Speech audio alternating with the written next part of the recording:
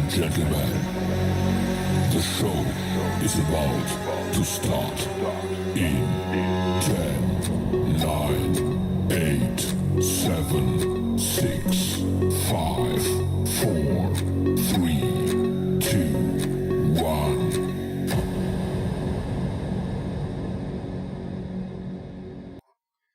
Good morning, everyone. Happy Halloween to everyone out there. For those who are in Asia, your Halloween's over if you do celebrate it. For those in the UK, you're probably getting ready to start. I'm handing out candy and so on, so I'll try and make this as fast as possible. And for those in the US who are just waking up, good morning, and make sure you get that candy out. It's going to be a busy evening. It looks like the skies, especially here in Michigan, the skies are going to be clear because we've had lots of rain. And having clear skies will bring the kids out because it's been 2 years since they really had a proper Halloween. So we're probably going to get a fair group of people turning up tonight. So let's say hi to everybody who's in chat first of all. So we have Jerry. Hey Jerry, thanks for the like and subscribe. Thank you. Let's see, Carl Fenton. Good afternoon to you, Carl. Let's see who else out there. Jeff. Hey Jeff. Matt German. And Louise, how are you both? Hey Chris, how's life? And let's see who else is out there. Everybody's saying hi. Okay, cool. Well, last week I just want to quickly go over last week. Last week with the Robo CNC, I didn't get it working during the stream, and 5 minutes after the stream was over, I realized that one of the connectors, even though it was keyed to go together correctly, the wires were not properly lined up. So I disconnected it, turned it counterclockwise 90 degrees, plugged it back in, and it started working straight away. So I did feed that back to Comgrow that the connector is actually incorrectly aligned, and they need to fix that. It's a QA thing. It's a small issue, but just turn the cable, replug it in, and it was lucky. It's actually a 4-port connection. So you have 4 ports, two above the one above the other on each side. So when you rotate it, it would actually go together correctly. So it worked out really well. So that's cool. We got it working. If you haven't followed, check out my Facebook. Check out my LinkedIn, or not LinkedIn. Check out my Facebook. Check out my YouTube, and on my Instagram, and you will see, and even Twitter, you will actually see the information is actually posted up there, and you can actually see it working. And I got some nice cuts out of it, so I was actually pleased with the outcome of that machine. Once I got it operating, it engraved perfectly fine. So I'm happy with it. I have some more coming up on that. Some people out there on the Comgrow side, especially on the groups, ask me, how did I do the slicing to get the 3-dimensional images to be engraved? So I'm actually going to do a video on that. It's going to be in Fusion. I use Fusion 360 to do my tool pathing for CNCs. So I'll actually do a short video on how to do the tool path. Well, maybe that's so short, but it'll be a short enough video on how to set up the tool pathing to do engraving on the CNC.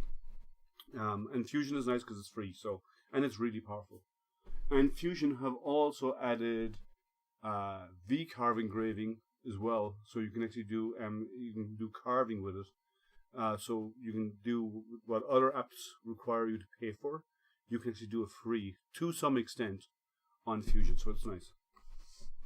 Let's see who else is out there. Nadav, hey, how are you? It's been a while. So we're going to cover the Comgrow Z1 laser engraver. Now, I did open this box, and there's a reason. Last week, if you were under my unboxing last week, I thought it may have been a power supply, so I went and got the power supply out of my laser. It wasn't a power supply, and that's fine. But at least I tried an alternative power supply, but it wasn't that. So the box has been opened, and somebody did mention last week about they got their machine missing belts. So I quickly glanced inside to see if the pack of belts was there, and they are. So we should be good to go. You need to upgrade the spindle on the 500 watt one. Yeah, well, depending on the materials you're doing, if you're doing light woods, you don't really need a higher speed spindle. You only need a higher speed spindle if you decide to go towards aluminum, or if you want to go towards, which I really wouldn't recommend the small 3018 for aluminum. They say it can work, it can do it. I don't like using them because I think they're too small, and it's really hard to control them properly, and a lot of vibration can be introduced as you're cutting aluminum because it's a tough material to get through. But when you're doing wood and so on, the one that comes with it is a great way for practice. If you really want to go to larger, then you should be upgrading to some of the other CNCs, or you can even build your own. They're not that hard. Hey Sergio, Hitchback, how are you? Just in case you're wondering, I'm looking here because I have a big screen here for the chats and so on, so I can monitor many stuff off screen, and then if I want to share my screen, I can share it on my laptop, which is over here. I also have a permanent camera set up for today. So I have my main camera, and below that I have a smaller camera, which is going to give us our close-up feed, and it's a permanent mounting. The reason why I did a permanent setup is there's no need to be moving the camera around. You want to see what's happening on the table as I assemble.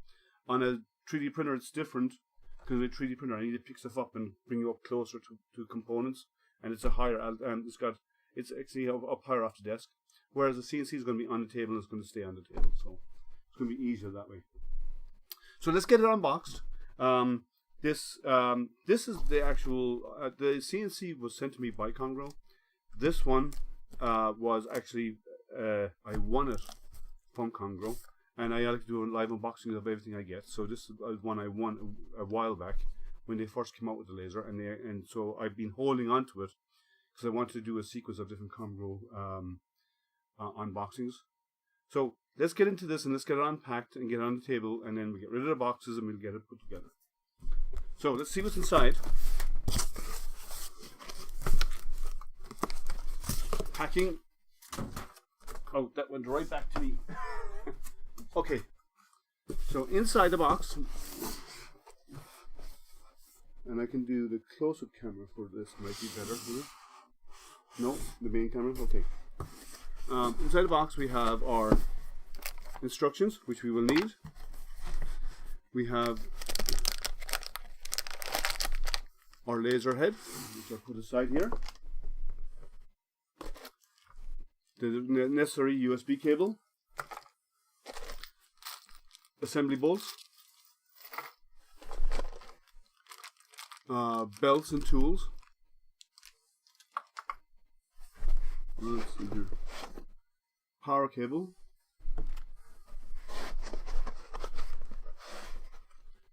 micro SD and micro SD reader. That's all in there. Okay, then we have one of our, I'm assuming it's one of our X-axis or Y-axis. Another one, extrusion, and these are in millimeters. Iterations along there's measurements in millimeters along the side.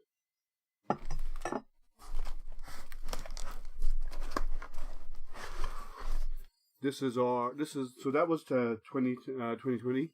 This is 2040 extrusion. Going by the pictures, this is the X-axis front and back. The 2020 is the Y-axis rails, and I'll get into that in a moment. So let me get these out first. These are my legs, and they're aluminum, which is nice. We're having chicken for dinner. I'm still doing the Toys for Tots. I got some material yesterday from IC3D, which will be going onto my printer this afternoon. Once I'm done here, I'll be doing some temp towers and so on and retraction testing. And once that's done, I'll be kicking off prints on that. Power block.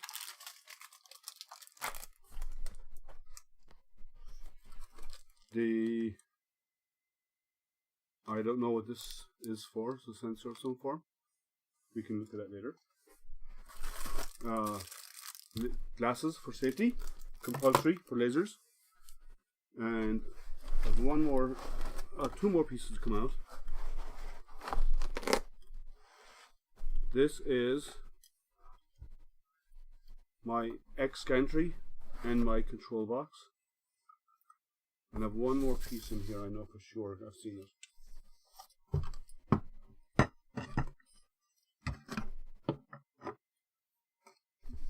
We'll say I'll be watching for a bit. Oh, you drive to West Virginia? Well, make sure you drive safe first of all. Who are you talking to after the show contact you, Matt? Is that to me? If you're addressing me, just at me, please, because it's easier for me to pick out anything that's been directed at me. There's one more piece of extrusion buried in here, which is the front of the x-axis front, and that's everything. So let me get rid of the box. Okay. So yeah, Matt, let me know if it's me you're referring to reach out to you. You know how to reach me on Facebook, so please feel free to ping me if you need to reach me for some reason. Okay, so let's go through the instructions and let's see what they say is in here. So they have all the parameters, all the setup. Let me go to the close-up camera for this, it'll be better. We have all of our parameters. The contents, a list of what came in the box. There's no explanation there though what that little piece is this little adapter that came in it. I don't know what this is for, but we'll figure it out. I'm sure it's a spare part for one of the end stops or something like that, is my guess. Then we have the assembly instructions. And then I like these. I like more companies should do this. Is the full layout and pinouts for the board. This is a requirement. This should always be with every machine. Still to date, I have to say, my E-Cube Maker, which was a 4-in-1 printer, it was the Toy DIY 2, that had the best documentation I've seen in anything to date. It was a really thick book. And it had the pinouts, it had everything. I mean, in detail, extrusion head, everything broken down. I really like that one. So, Matt, ping me. If you're looking for me, ping me after the stream. You know where to reach me on Facebook. So just message me there. What else is going on? There's also covers here. Software install for Laser Gerbil, which will walk you through how to use Laser Gerbil, which is. Let me bring up the close-up of the 2-in-1. Goes through Laser Gerbil setup and importing designs and so on. And installation guide for explanation of some of the common codes you come across.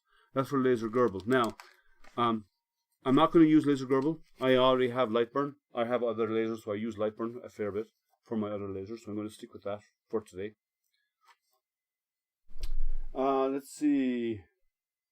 Is it for micro SD? Hard to see from here. No, Jerry. I don't. I think it's actually. It might be for micro SD. It's hard to tell. I think it's. My initial guess would be it's got something to do with an end stop. But let me show it up close here. So I don't have the Z1. And this is my first time looking at the Z1. So I have a look at it there. We'll figure it out when we get it assembled. I'm sure we'll see somewhere on the main system where something like that connects. So, hey Ron, how are you? See if anyone else has joined. No, okay. So let's get it assembled. Now I've seen pictures of this. A lot of us have, so I know it goes together like so. And then we have these are our side extrusions. But I want to go over the instructions to make sure we have everything. Okay, so I will need this. I will not need that right now, so I'm going to stick this over here out of the way. Let me see. Actually, we'll put this over here too. And we'll get out the bolts and screws when we start putting stuff together. Hey Anne, how are you? So we need all of these for assembly.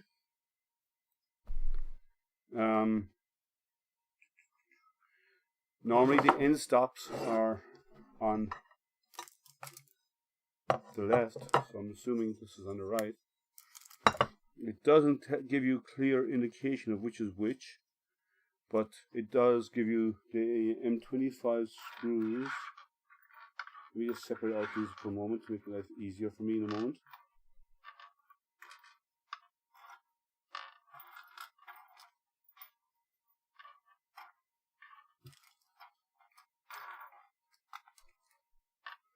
How many of those screws should I have? It doesn't explain. That's fine. We'll figure it out. Right, stick that in the center.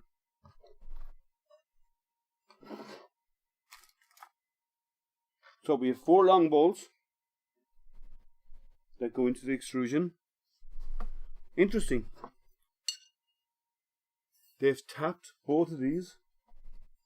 We're only going to use one, but they have actually tapped 2 of them, both sides. And I'm going to use my own wrenches because I have my own hex keys because I prefer the longer reach. 4 mil. Yes. So let's get this put together.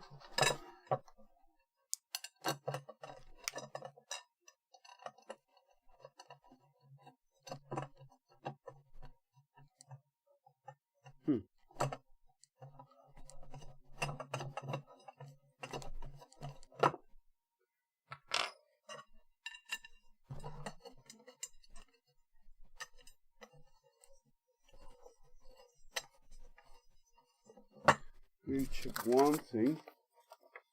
Numbers are on the left. Really, because the end stop is on the other side, and it should home to the front left normally.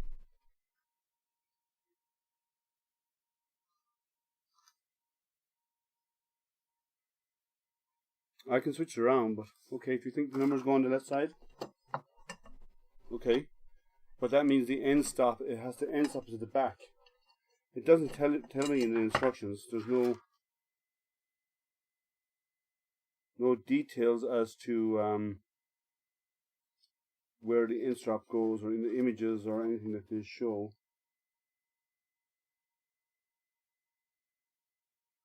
So if that's the case, then the homing is on the rear right. Is that correct, Jerry? That doesn't seem right. But okay.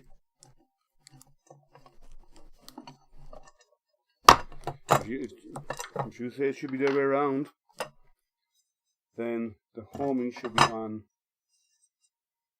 the rear right, it looks like.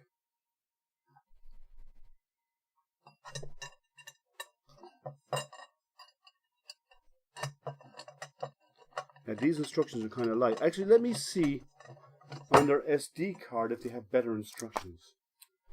Let's have a look, because I want to. Because what's in the book is that came with it is very sparse.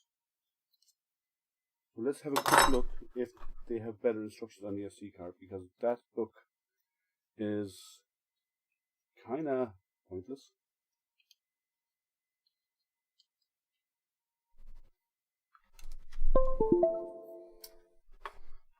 Let's have a quick glance.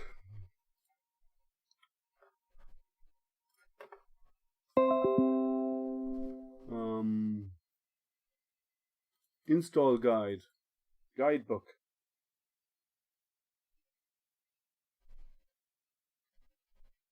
No, their guidebook that it comes with is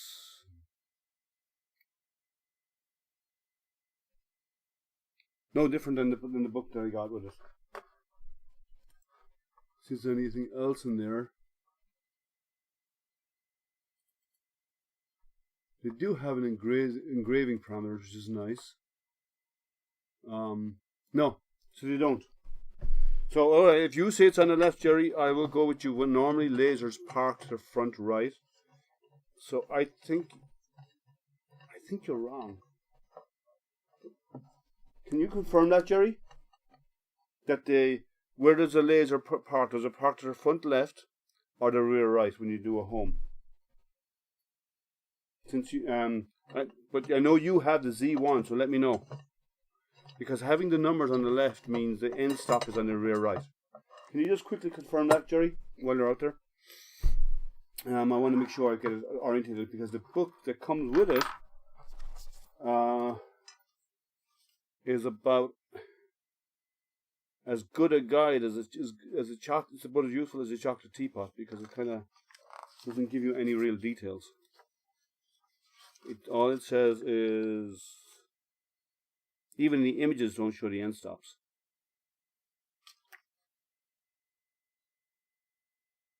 Front left is the end stop, so therefore the numbers are on the right hand side then.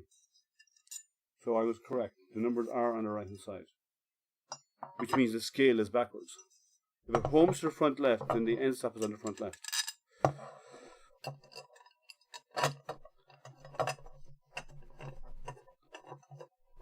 Because it needs to home to the end stop.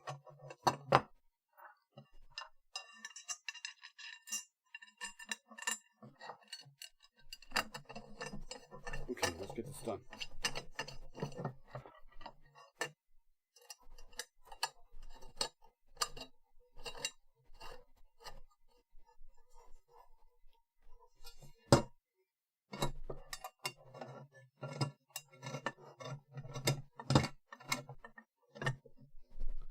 We'll tighten them up in a minute once we get it all put together.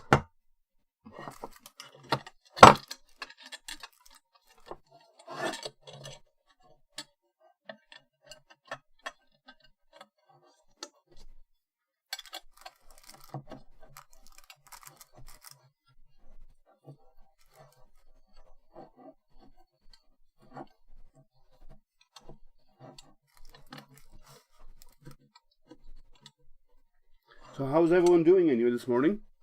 Or afternoon or evening, depending on where you are.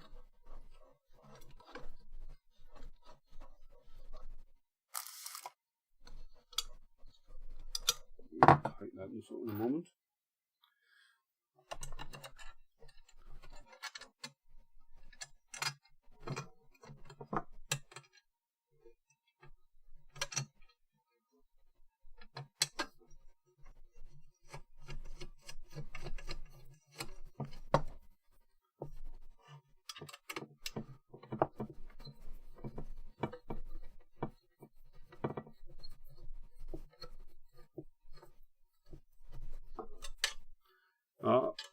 So just so you know, I may have another machine set up for next week.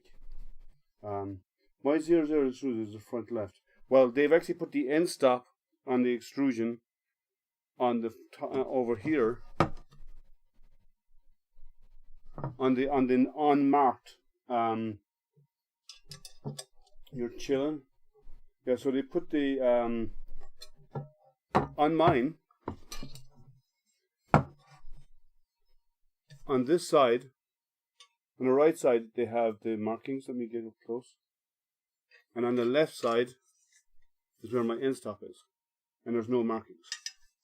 So I'm assuming it's going to park over here, which they generally do. And it's going to use the end stop in the parks, in the homes. Okay, this needs to be squared up a little bit.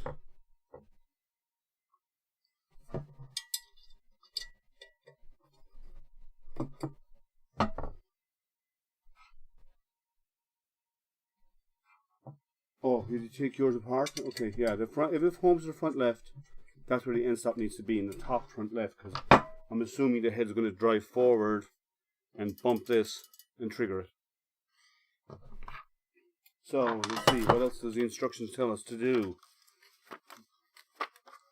I'll just close them out of the way. So, it says slide on this. So this must go out of the way over here.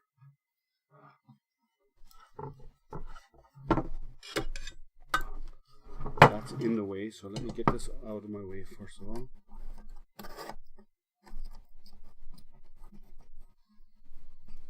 Comgrow elbow front piece, yes, that's correct, Jerry. My end stop is at the bottom, underneath. Well, I can flick that over if needed. That's an easy adjustment to make. So you're saying the end stop's underneath? If the end stop's underneath, then I need to flip this extrusion around, because their instructions don't give me anything. Their instructions are very nondescript.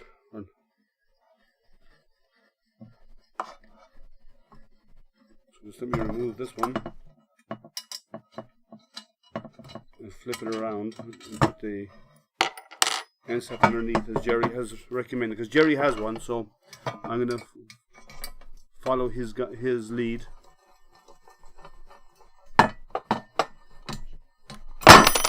That worked. Oh, okay. No, Jerry. Here's the reason why.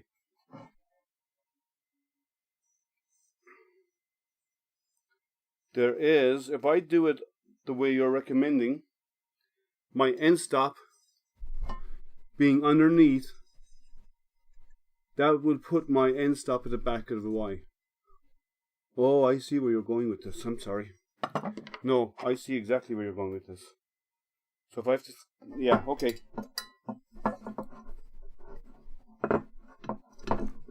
So you are, yeah, okay, so it is the other way around, okay.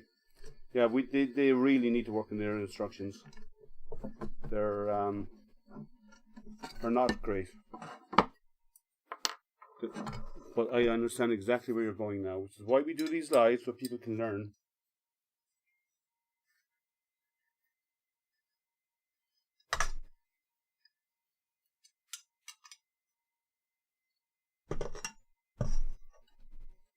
Now, Carl, you said about getting a Z1. There are restrictions on the power of laser that can be shipped to you into Europe, and the UK even more so. So you could be experiencing some of those issues. There are the regulations do have limitations.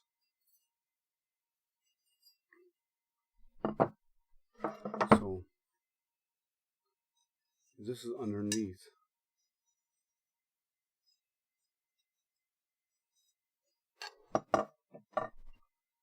So say that again, Jerry.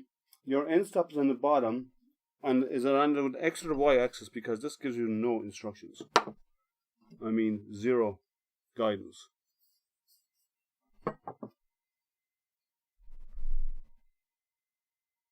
Ike is here, but I don't know. Like their instructions are. Normally, I would have an end stop in the front that would be triggered, and these do not have good instructions.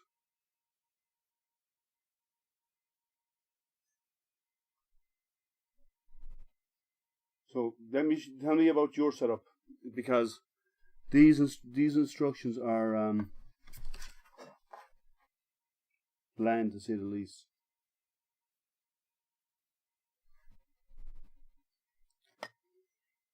So let me do this again. Get that out of my way. I have, if the end stop's supposed to be on the front left underneath, you're saying, or is it front right? At the front left or right? Okay. End stop is right, is on right. The Y is underneath.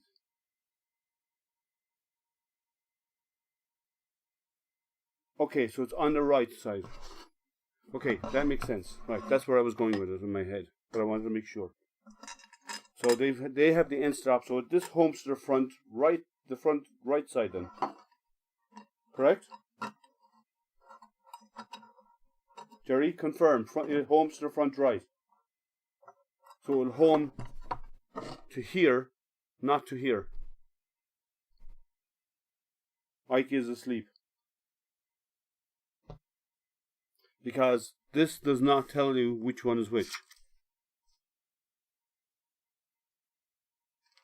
There is no information on this, and even in the images of it, it doesn't show any layout of where the end stops are. But I think the end stop should be on the front left. The left Y is number 0 on it, right? So X rail 0 is on the left. Yes. Machine homes front. Well, not in this case, it won't. Because based on this, my end stop is on the wrong side then. My end stop is not on the side where the extrusion numbers are. Watch here. Extrusion numbers 0 point, no end stop. So it can't park there. So the end stop is actually on the wrong extrusion. The end stop is on the one with no numbers. So my end stop is in the wrong position, is what you're telling me. Correct? So home is the front left, so that means this end stop is wrong. It needs to be moved over. And I can do that. That's an easy fix.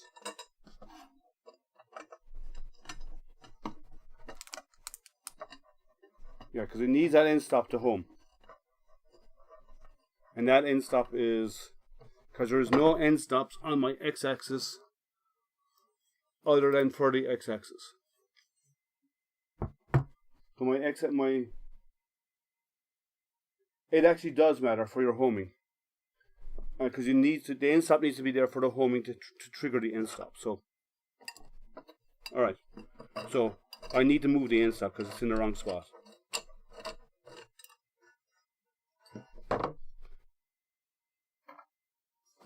It's in the wrong position on this machine.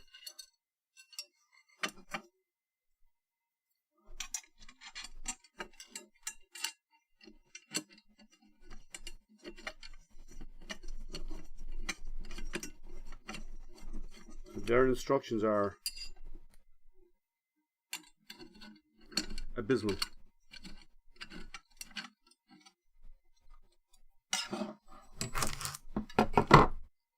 See.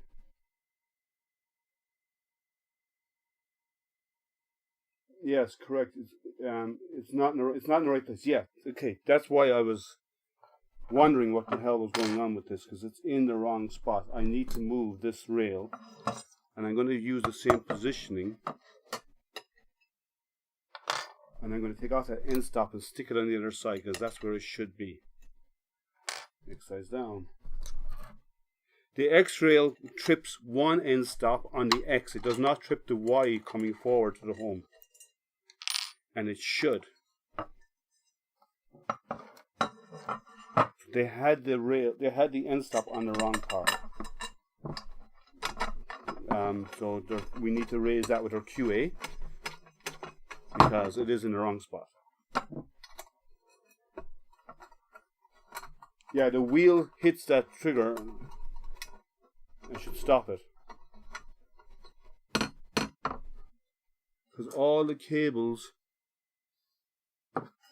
come back to one spot.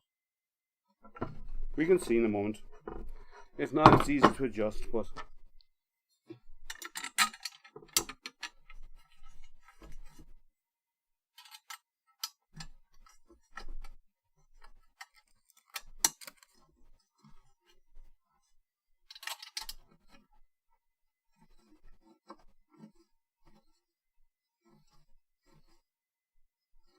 so you're saying it's triggered by the wheel on the right side, but I understand, but that's just bad design.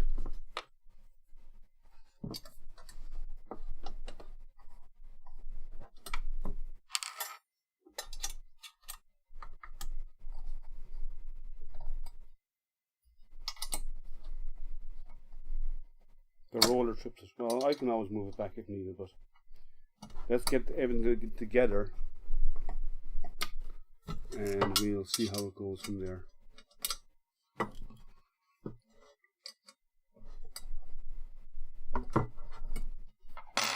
Right, I'll take care of that connector in a moment.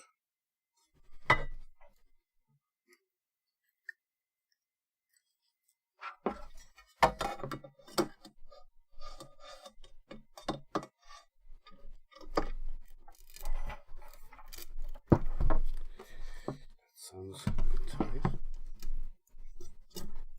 Oh, there we go.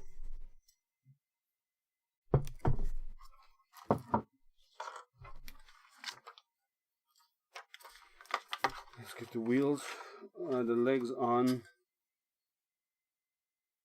Fix the motherboard over the front. 2 M58 screws. Fix the motherboard over the front of the gantry. Okay.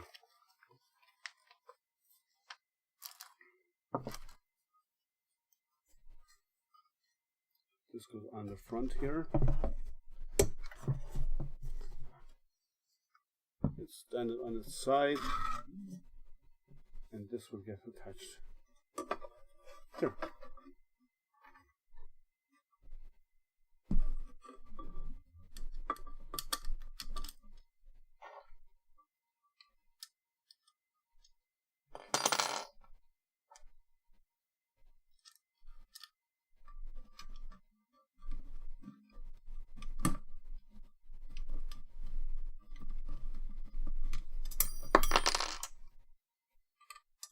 Oh, I see what you mean by the end stop now, Jerry.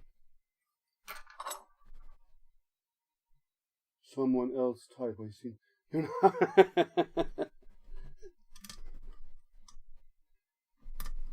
You got triggered as, you got marked as spamming, Jerry, but you're an admin. You're a mod. You shouldn't be triggered in any way, shape, or form.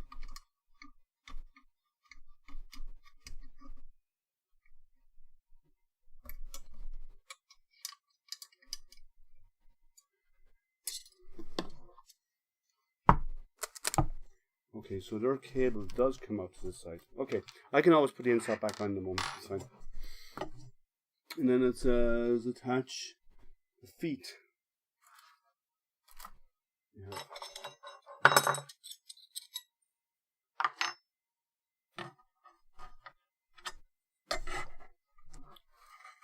And easier to put down one on the side.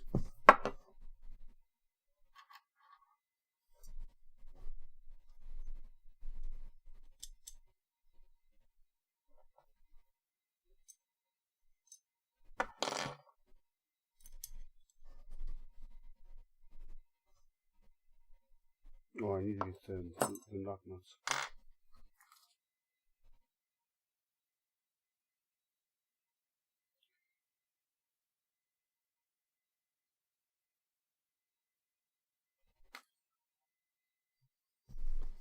Okay, so this is be easier to do it this way. It's not ideal, but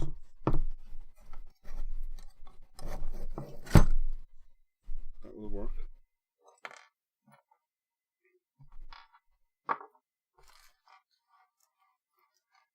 So it says to use the 4 feet and install them using the 8 M5/8s and 4 T-nuts. So 4 of them require T-nuts.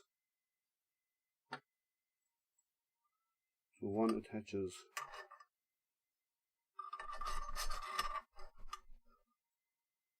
here, is it? Yeah. Here and one T-nut. Okay. Hey, Chris.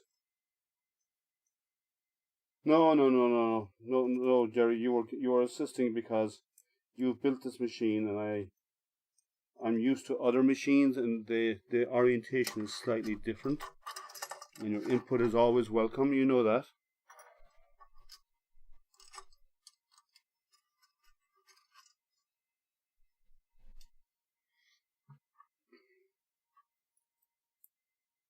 You built this machine. Their instructions are,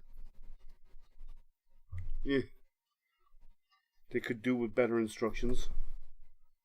This was actually mounted over here.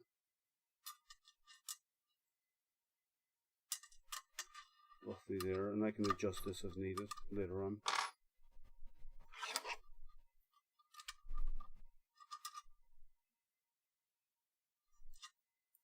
Okay, is that something? No, this side is what they want.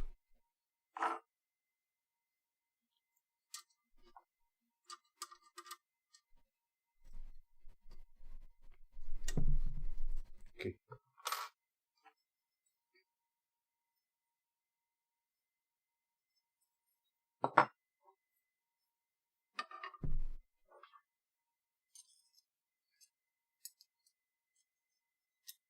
Tip up close camera. Tip it upwards. Oh, I'm sorry. Yeah, I'm just putting the feet on. Let me move it over here, and it'll be easier. Can you see here now? All I'm doing is putting on these feet and putting these T-nuts on them, and I'm attaching like so. And I'm attaching the feet. One has got a hole drilled in the frame for one of the bolts to go in, and the other one requires a T-nut. So that's all I'm doing right now.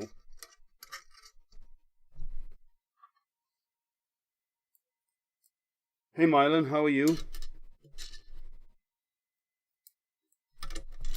see who else is out there.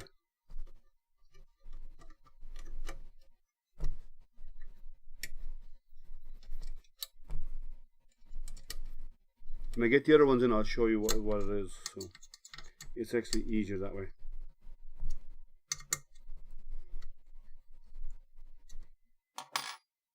So, again, I'm just getting a bolt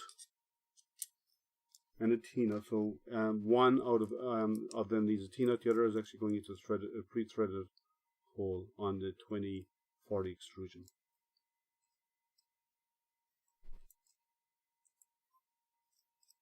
Just attach it like this, and I need a fraction closer to me, and that slots in there.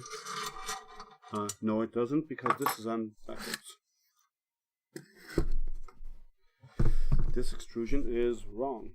I need to flip it 360. So let me move this around. This needs to be flipped because the holes are actually on the wrong side. They should be on the outside.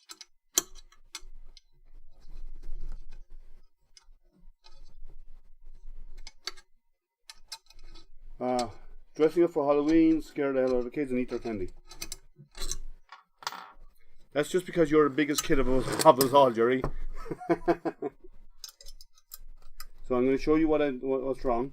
See, these holes, they're right here.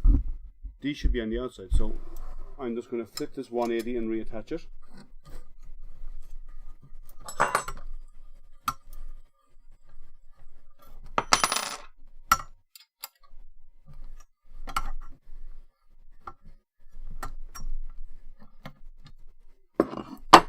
Like so.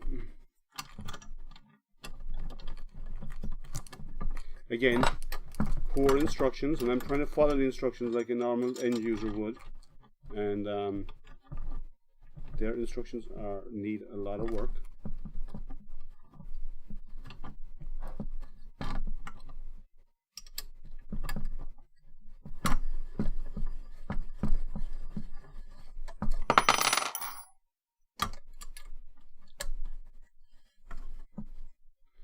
Dropping wrenches. I'm getting as bad as D with Tim's streams. Dropping stuff all the time.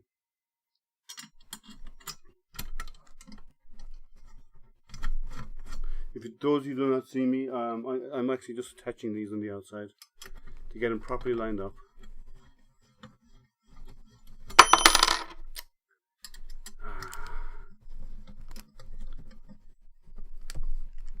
Okay, now we can get these feet attached.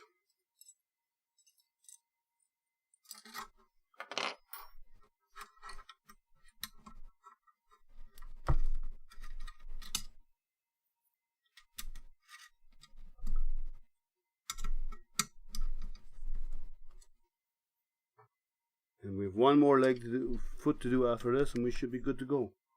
Let me loosen that fraction. I over-tightened it a little bit.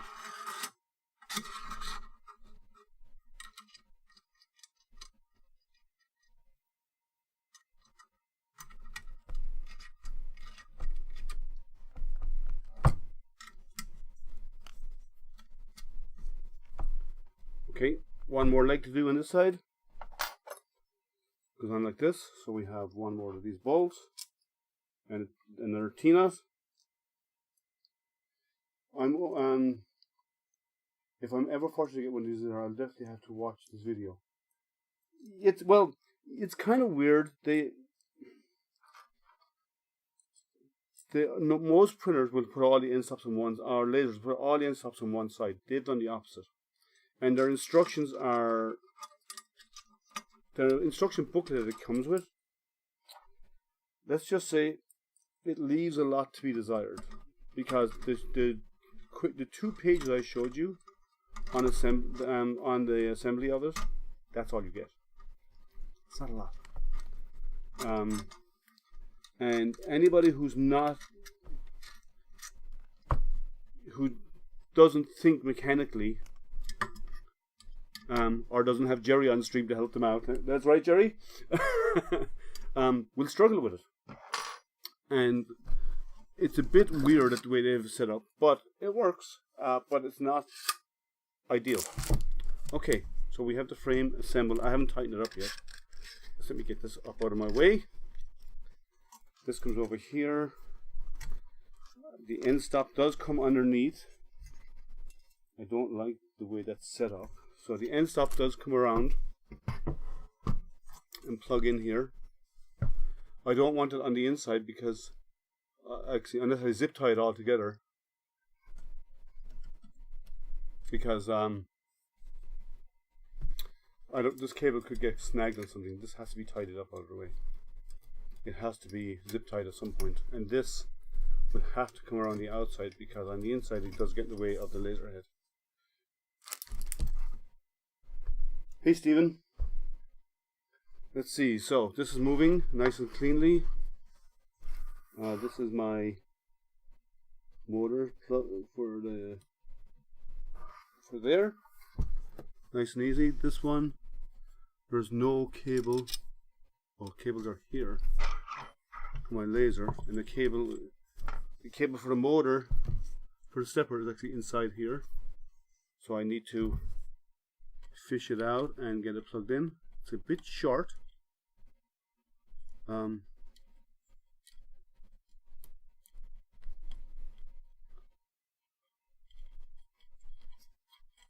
Yeah, it's kind of short.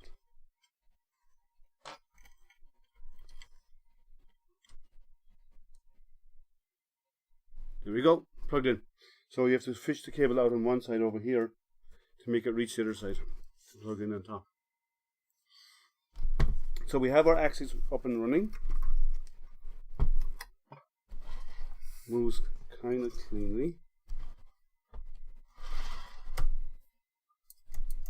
I'll probably move that end stop a little bit further because it's triggering away too early, so that's easy to do.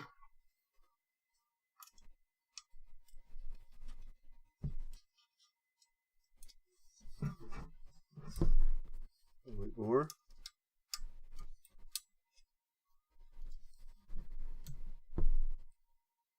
we'll see when we get the print head on. Actually, I forgot about the print head.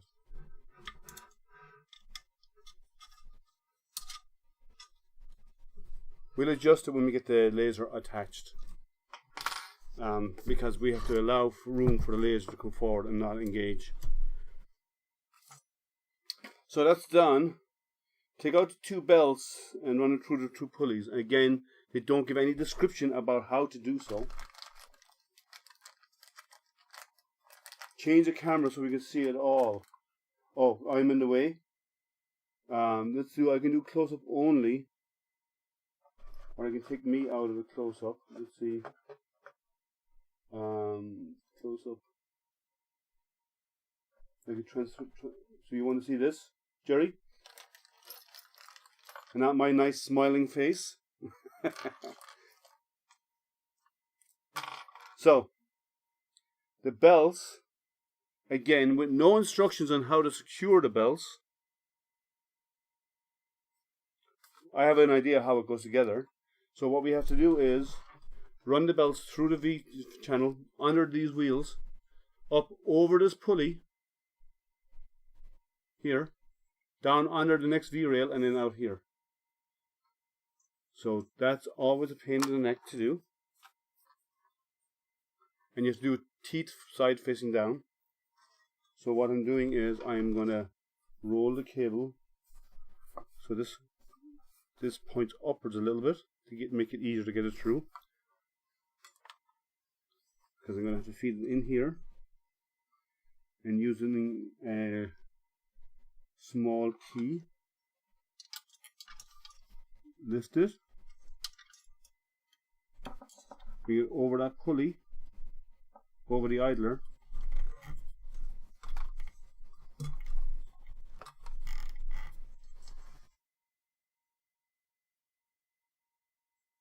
Well, I have a limitation on how far I can reach, Jerry. Unless I go full screen, but then the camera is pointing up at me.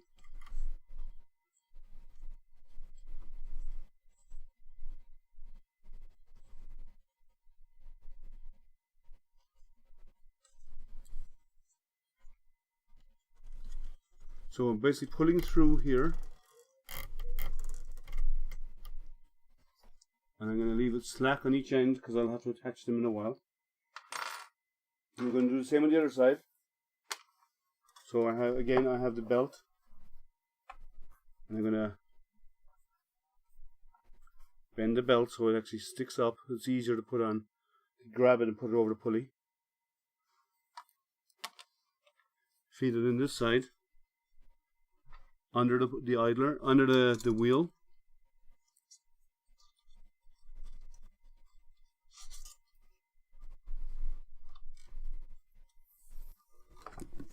Then we get it over this pulley, and then pull some of it through, and then back under the V-rail wheel again.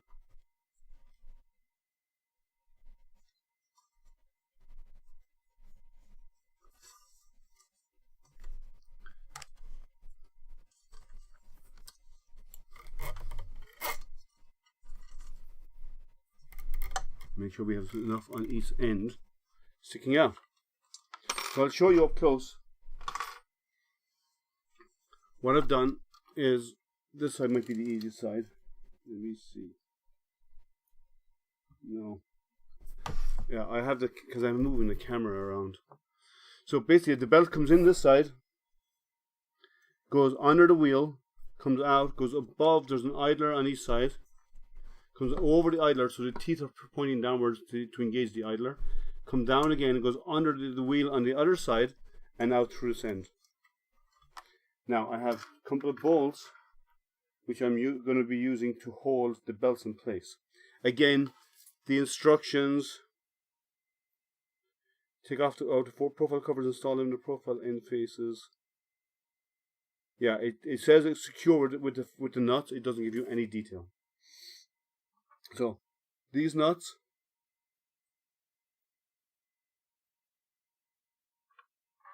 pull it through here.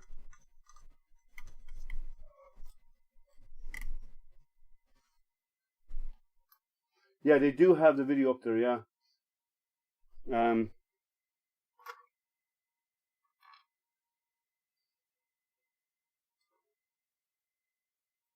let's see what else they have here.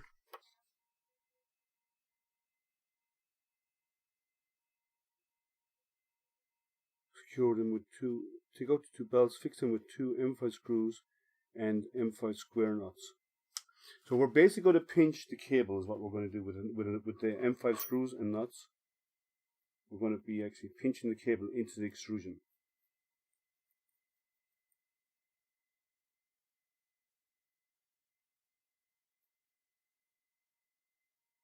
And it doesn't even show where they go.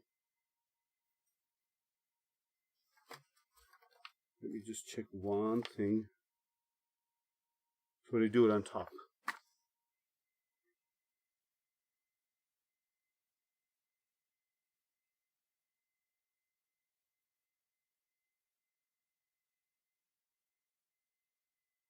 Let's see, is there Chris mine?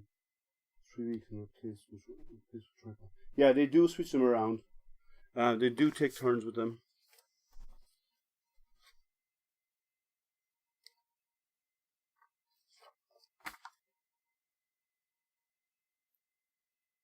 Just get all these set up.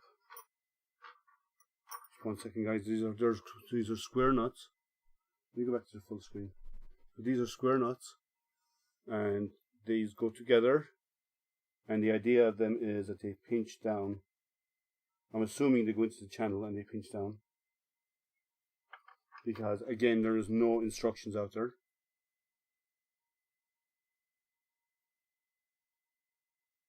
Yeah, Jerry's well known. I agree with you, Chris. A lot of people know Jerry. A lot of people come hang out with Jerry. Me, for one, I like hanging out with Jerry. So what they're going to do is you put the nut in place in here. It looks like, and you're going to just tighten it down on top of it. Loosen that up.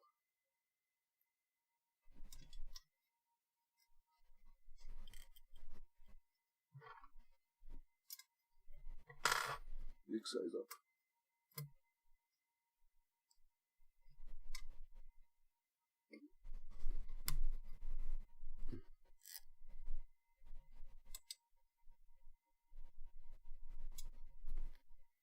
And then we get tension on the cable. Now, for tension on the on these ribbons, on these belts, I like to use one of these. Wrap it. What you're going to do is you're going to wrap it around. We use a close-up camera. I can show you. So what I like to do is wrap it around and then use that for pulling to get tension on the cable. I'm just going to do it on the other end because it's easier for me to reach. Get a good bit of tension on that cable, and then tighten it down. And that'll hold it in place.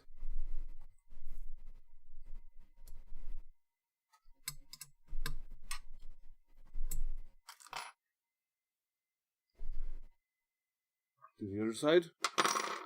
Same setup.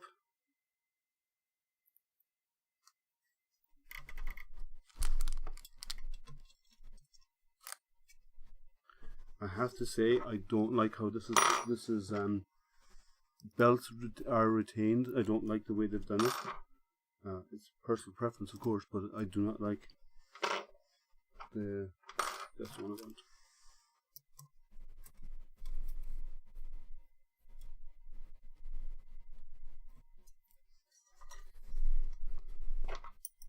Let's see. Yeah, they do, but some companies do cycle through them though. They've only got so much screen real estate that they can use on their websites and stuff. So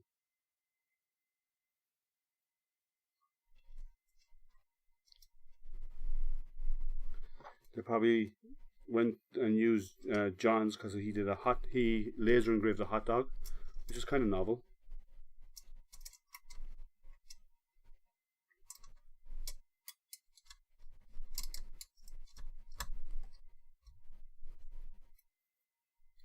I wouldn't have thought of doing a hot dog. I have to admit that would not have crossed my mind. Okay, belts on. For the last 4 years or so, I've posted pics in groups every week.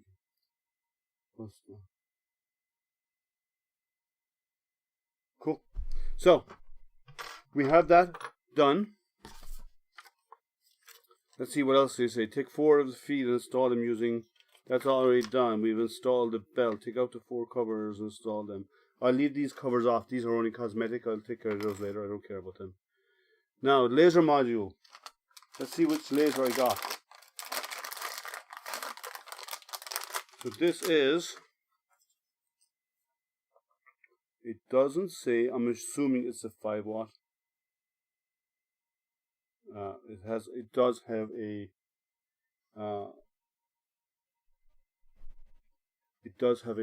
little sticker over the laser to protect the laser. Which we can dispose of.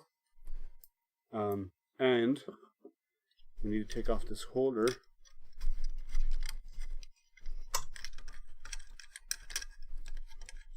attach the laser.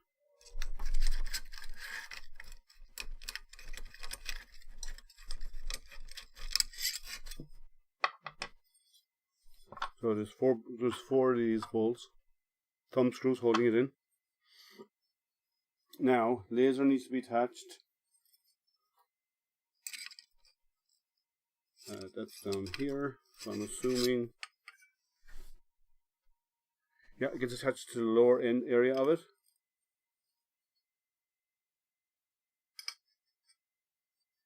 With a couple of bolts that go in. Are they even straight? Not. There's a couple of bolts that go in underneath. And your laser comes right down, so I'm assuming I need to go to the bottom part because I need to have the clearance to come down to about 20 millimeters.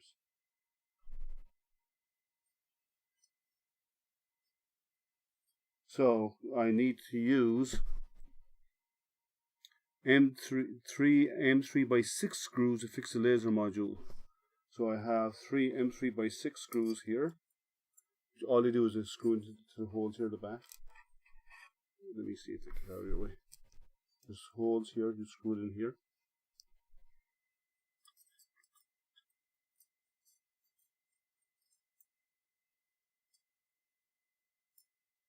Big fingers are not great for this.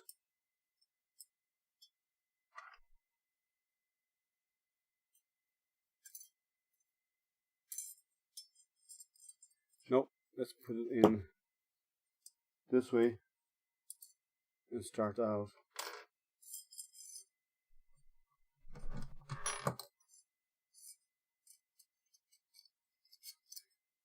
Let's assemble it on the table because it's way easier this way.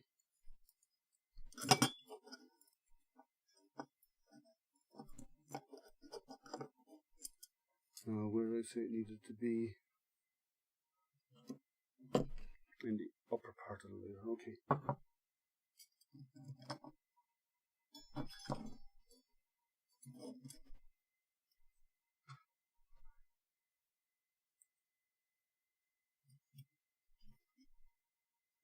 Yeah, I agree, Chris.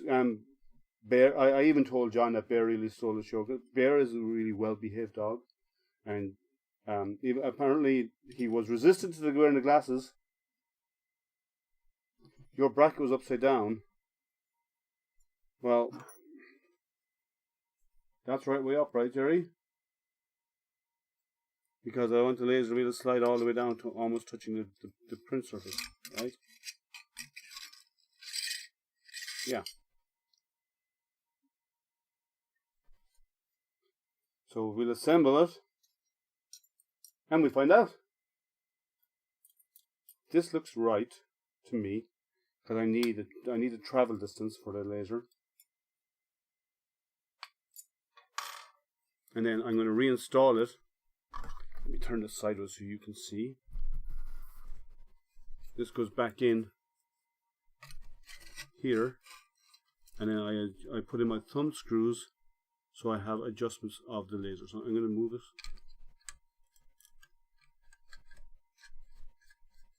Because I want to have, actually no, I want to move it down a bit. I won't have travel if I do that.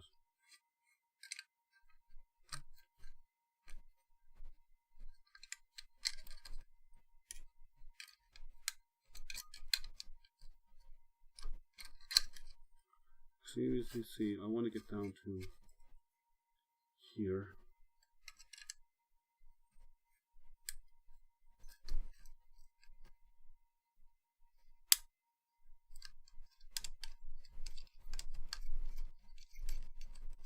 I'm going to turn this towards me to finish this off because it's easier if I can see what I'm doing and it's facing me the right way. I'm basically putting in the 4 thumb screws on the sides.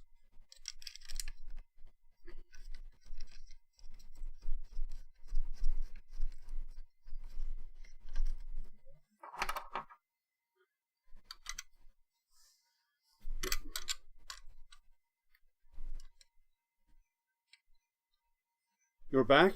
I didn't know you were gone, Matt.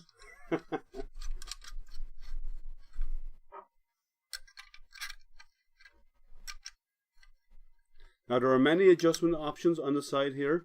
What I've done is I've mounted my laser at the very bottom. The reason is I need to have travel distance to almost touch the desk. And I need to be able to slide up and down from there.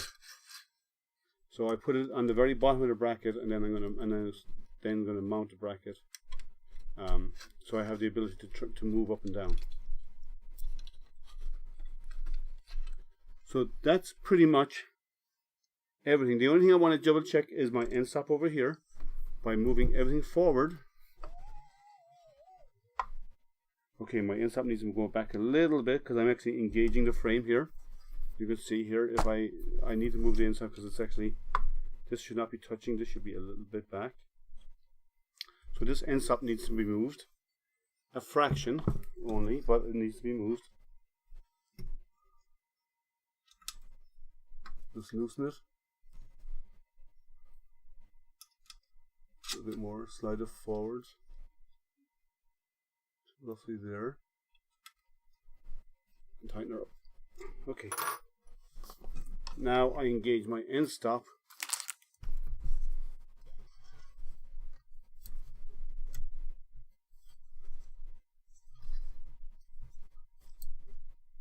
Before I hit here.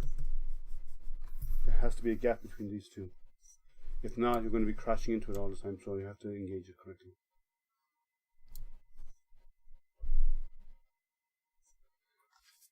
Okay, so the rest of it is software instructions, which I know because I already have Lightburn installed. So I do not need this anymore. That was kind of painful. Their instructions need some work. There's two more things to be plugged in. There's two cables that go in here on top of the laser. One is power and one is PWM. And PWM is pulse width modulation control. So the power and PWM, does it tell you in the instructions actually which one is which?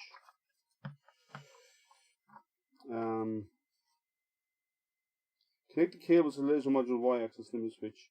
Then attach the fixing mount to the right side support of it, and it does give 0 instructions about which is which. So P1, it should be in the back of it actually. Let me have a quick look here. PWM, so at the back of the connectors, right back here, the back of the connectors, you have PWR and PWM. So it's actually not in the front, it's actually at the back of the connectors. So the PWR is the first one I'm going to put in, into VCC. So the one that's marked power goes into VCC. And then the other one goes into the PWM goes into the PWM connector. As such, so it's red and black, and then yellow and black. So we're set up. Let's make sure our motion of travel is good. It's not, because that's going to get snagged. So we need to move that from under there. And now we have range of motion. It's moving. Everything is connected up tight. I will trim off the ends of the cables later. And I'll do some tightening of those cables. Like I probably want to mount these up here to the side, out of the way, so then this travels, it doesn't impact it. Now, next, USB cable. So let's connect up our USB, and we plug in, get it into our main board. Sorry, my connector is at the back here.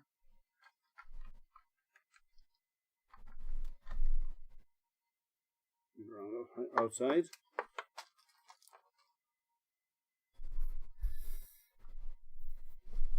And so it's a USB A to USB B.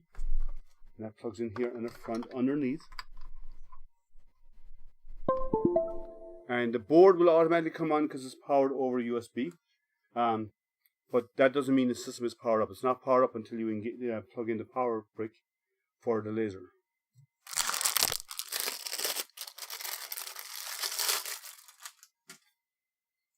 So we get this plugged in.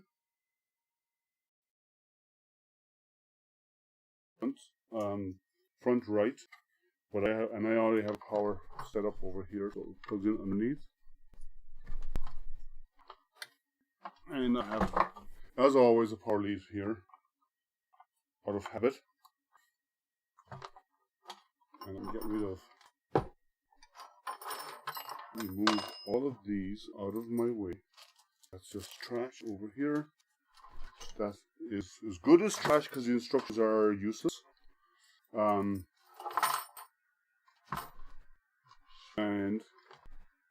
I'm going to push the laser over here, and I'm going to bring forward my laptop because it's going to be easier for me to work on my laptop when it's actually up front with me. A little bit closer to me than you normally see. So I have Lightburn set up on my computer, but but let's see if we can get Lightburn. Well, anyone would like to see me in full screen? Now, what you want to see the laser, not me. I can just do this and watch. You'd be better off watching the laser instead. Just go pure laser only. Unless you want to see me for some reason, but why would you want to do that? Hey, I don't even want to. Come on, guys. You want to go full screen with me? Now you got me full screen. But why would you want to do that? It's Halloween. I suppose you want to see my scary mask? Good on you, okay? You got it. So laser's plugged in. It's set up, and I'm going to go in. I'm going to set it up in Lightburn. So let me go to Let me share my. Actually, I want to share my screen rather than share me. I'm going to bring up my share screen, and I have transition over. So alright, this is Lightburn. This is my favorite app for controlling lasers. So we need to go in, and first of all, we go to devices, and we need to. Let me see. I'm going to create a manual, and it's going to be Gerbil. Next, serial over USB. That's what we want, and we'll call it Comgrow Z1, and its x-axis. This is a 400 by 400.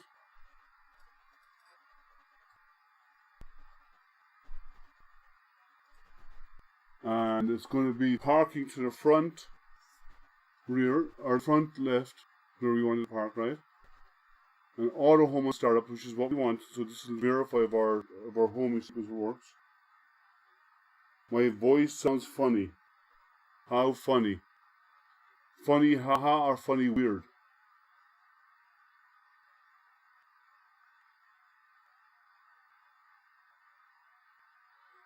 Well, the reason why you can't see the whole laser a while ago is because it's mounted on a tripod, so I have limitations on what I can do. I can tilt it up a little bit, I suppose. Just let me get this connected up. Next. Finish. Okay. And I need to set the port. So is this ready? It's moving. It's moving. It didn't crash. I could probably move the end stop a little bit further more, but not by much. It's moving. We have a laser working. Right, so let me jog the axis a little bit. Well, you set the maximum and minimum speeds, and I will tweak those. But let me get the move.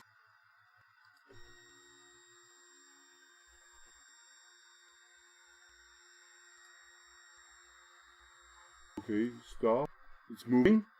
Let's move it in the other axis. So we go over here, we move it back in Y. Stop. We know it works. We know we can integrate with it. Now we can set minimum and maximum speeds, and we're not going to do that right now, but it is possible. And let's turn on and set our home.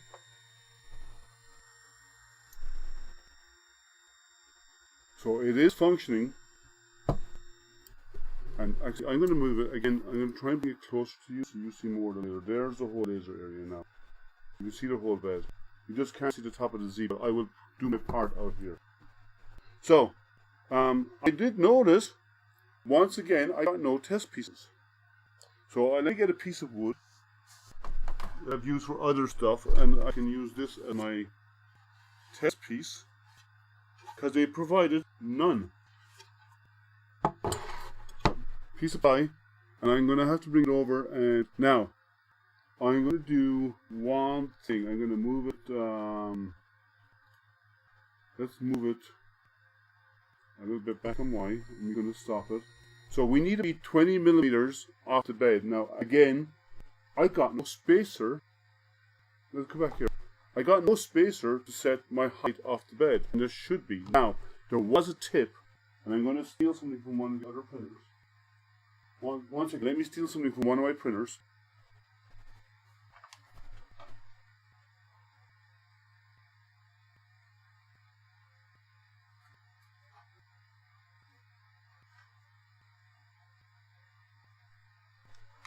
Okay, so when Don over over Tripod's Garage did his setup, he needs to be 18 millimeters off the material.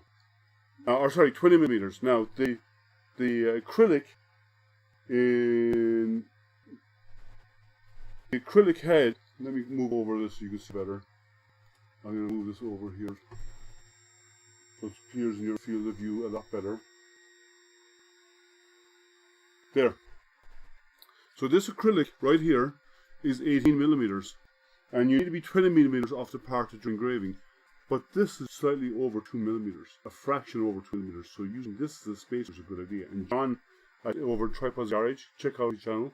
When he did his setup, he actually used an SD card, a full-size SD card, as a spacer. So I'm going to do the same because they gave me no sample material, so I'm going to engrave on this piece of wood here. To set it up, I just loosen these.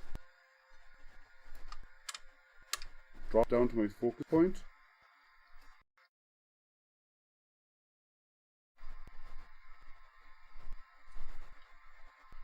And then slide out that. Now I'm the right distance off that part. But it's not square, so I'll have to adjust as a fraction. 1 second. I'm going to loosen the bottom ones. Because I can see by looking at it, it's not square to the part. There. A bit better. Maybe I should loosen the top ones and tilt them inwards. There, that's better. So 20 millimeters, I'm 20 millimeters off. The SD card is my spacer. Actually, I should drop it a fraction more.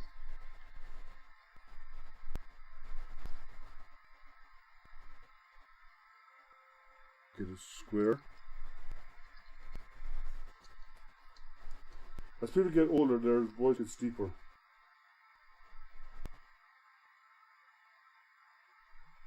Okay, if you say so. Are you calling me old, Jerry? If I had feelings, that would hurt.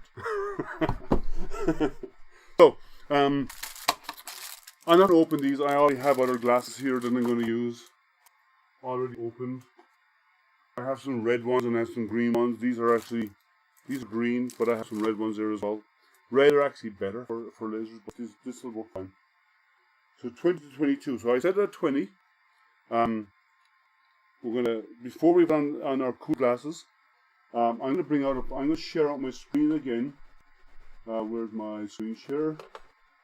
And we're going. They do have an SD card that came with the machine that I plugged in earlier on, and I'm gonna open the files on that. So let me click here, go to my micro SD card, go into Comgrow, go to Material Library. So they have a whole series of files here. So let's see. There's no previews. Let me do this. Where am I? Open File Explorer. And I'm going to go over to my USB again. So let's have a look at our images. So we have butterfly, which is really nice. Dragon. We have a card. Happy Halloween. We might come back to that. There's a lot of black in that though, but we might come back to that. That's kind of nice. I like that also.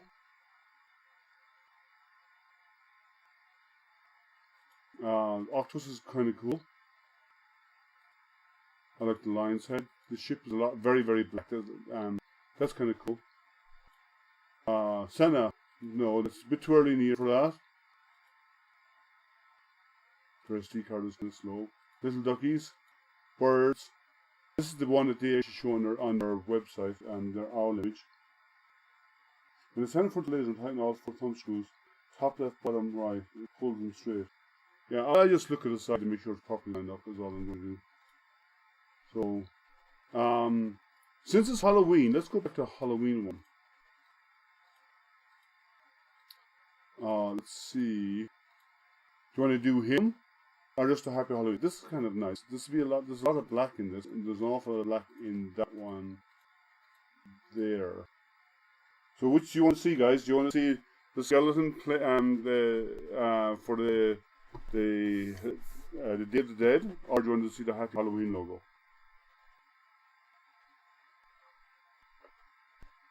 Any? Hey, oh, come on, Jim. How are you? Any suggestions, guys? Anybody have any ideas of which one they'd want? Or do you want to do something like that? We can do something nice like that. That eagle head is nice, and so is that. That's really nice too. So, guys, what you want to do? Let me know. Suggestions.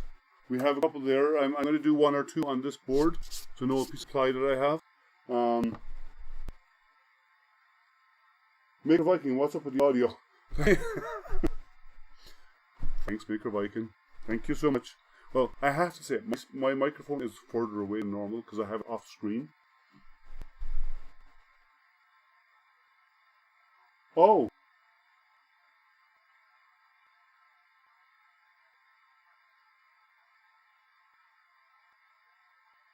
Really? That's weird that it's doing that. I don't know why it's doing that. Because everything looks fine on this side. And it's the same setup, the exact same setup I always use. So I don't know why there's a lag. I'm sorry, guys. So what image would you like to burn, guys? Let me know. And that's the one I will bring out. We'll do our first burn on that. I'll shrink it down to make it not so large, but I will engrave it. And then I can do more than one because it's a large board, so I can do multiples. Any suggestions? Any comments? Maybe my voice is a little bit hoarse today anyway, because I've been out in the cold all yesterday. Excuse me. Anybody? No suggestions? None at all? But if you're not going to give me an idea, guys, I'm going to choose my own. Okay. Nobody's come up with a suggestion, so I'm going to pick one since nobody else has.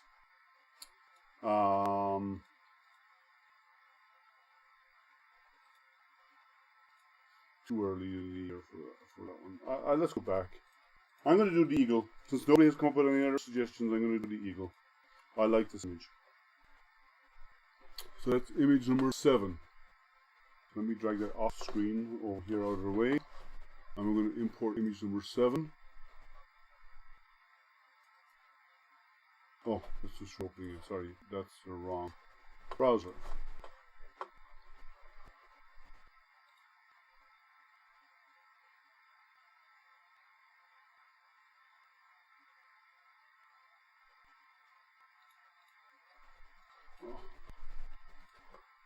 Let me see.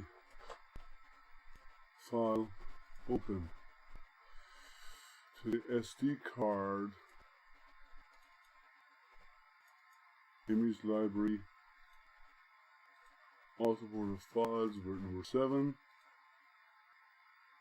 You suggested broom. I didn't see an image of broom there. So I'm going to shrink this down to make it kind of small. Its present size is large, right? So I'm going to shrink it down. See how it turns out. I don't have any test pieces. They said it's supposed to be some in the box and there was not. So I'm going to make this. Actually, let's do one thing. Let's trace the image and see how it comes out.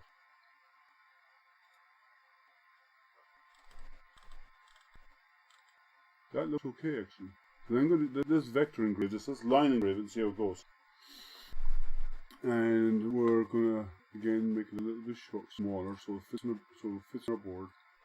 And I'm going to do it over here because I want it to fit the size of our work area, and I want it close to the camera so you can see what's going on. So let's see. Oh, Jerry, I'm not going to do that. There's no way. You're a braver man than I am. Man, you're walking yourself into the world of trouble. So I'm going to engrave this over in this area so it's closer to you guys. I'm going to do a frame. So to do a framing, you do Shift, and I do frame. And the laser comes on when it's framed. If you don't do Shift and you hit frame, the laser will not engage, and it will actually only fire. So what I've done is on my share, I'll let me show you my share screen here. So what I've done is I've brought in the image and I've placed it over here. I can actually probably bring it down lower. So I can put it in the bottom corner so it's easier for you guys to see. So I'm gonna do Shift on my keyboard and hit the frame button. And it's going to frame the outline of where it is to make sure it fits on the board. Actually, that's too close to the edge, so you can't see the edge being cut, so I'm going to move it over. Try that again. Frame. So that's in your field of view, that's perfect.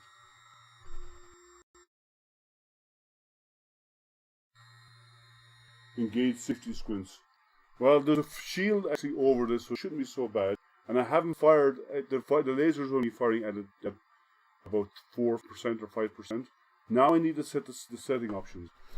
So what I'll do here is go to cuts and layers. And this is set up to do line engrave. The reason why I'm doing line is because I want to draw out these lines. Right? If I said to fill, line and fill, it will do it like this. And it'll actually do it left to right. Only that's called raster engraving, where raster engraving is when the print head moves left to right over and over again and draws out an image. Vector engraving or line in Lightburn is where it actually draws the outline, because I did instead of just doing a normal image, I traced the image so it creates an outline of the image and then it draws on that outline.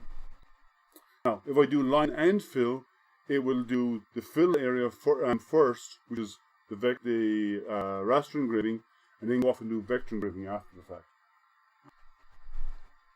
Something's difficult. Really? I don't know why. I don't know why you're getting a poppy sound, because everything is the same on my side. I'm sorry about the audio, guys. I'm sorry if it's not coming through clearly.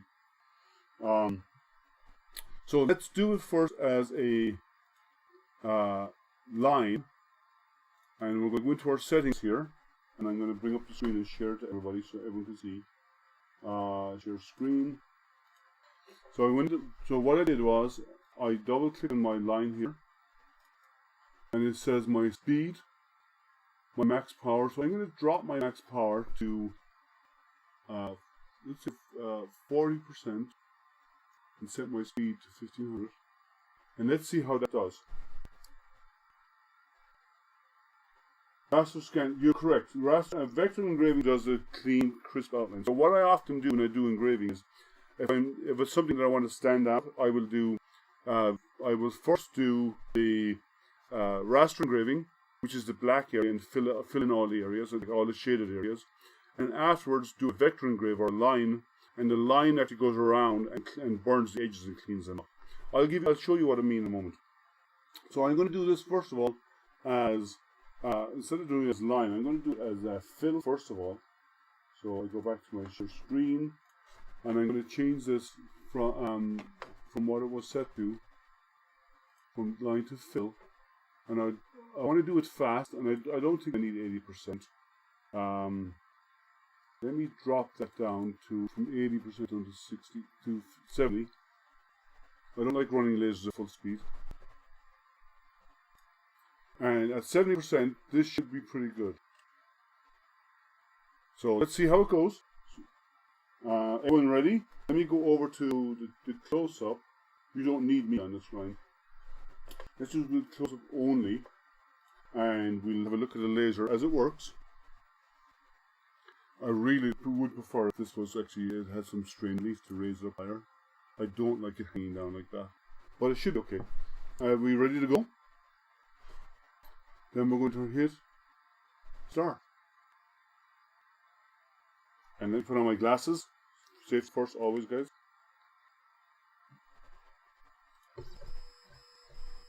And it's burning. Yep, it's leaving marks, which is what we want. Is it harder on the laser to fire or to run constantly to see people clean both ways? Okay. Lasers do have a limitation on their, because a diode in a laser is a consumable, right? I'm doing all my hand gestures here, and I realize I'm not on screen, but it doesn't matter. So a diode laser is a consumable, and what actually happens is the higher energy you run it at, the faster you burn through it. Now, it depends on the laser. If the laser is a full duty cycle laser, it'll survive better. If the laser is not full duty cycle, it'll die sooner, right? So it will vary depending on your laser. As hey John, how are you? So as a rule of thumb, I tend to run lasers less than 100% unless needed, like if I was cutting. But I have a separate laser for cutting if I wanted to cut. And by doing so, the output is I give longer life to my lasers. Now, if it's a full duty cycle laser, and that will vary, as I said, from laser to laser, you can run at higher powers and have less of an impact on diodes. What they do die out. They are a consumable. They don't last forever. Okay, I just ran a job last night at 250mm at 100% power on the Eiffel Tower, and after 30 to 40 minutes or so, it stopped. Hit start a few times. It continued on and stopped. It could be John had a similar issue, and if I remember correctly, we figured out that he was so close, he was overheating. And you could be experiencing the same issue. It could be an overheating issue, Jerry.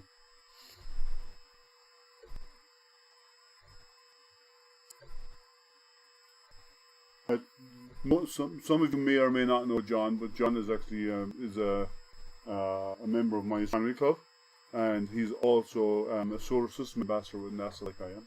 So we do outreach for NASA, and you should actually follow. It's John Jack McGill. You should try and find him on Facebook and follow him, because John is actually a launch photographer for the rocket launches, and he goes to Kennedy a lot for rocket launches. So he has a lot of really cool images of the rocket launches on his Facebook. So you should check him out. So I'm doing this slowly, but I'm doing it at a lower power, and it looks like it's doing a decent job of it, actually, guys.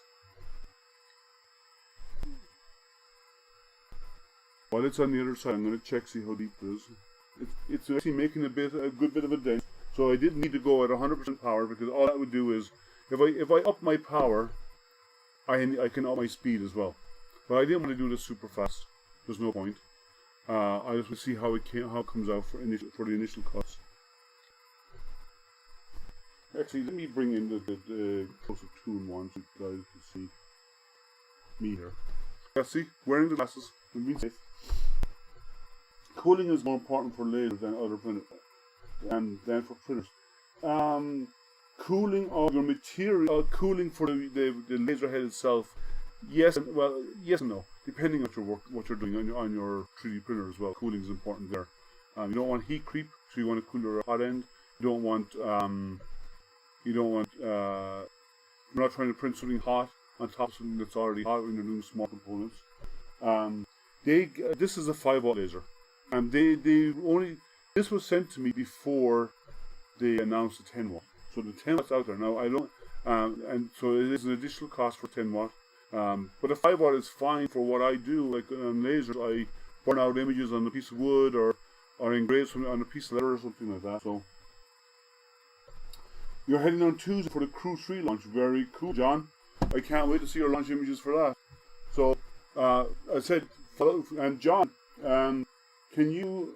I'll do it later on my Facebook, on the Facebook page for AstroPrinter.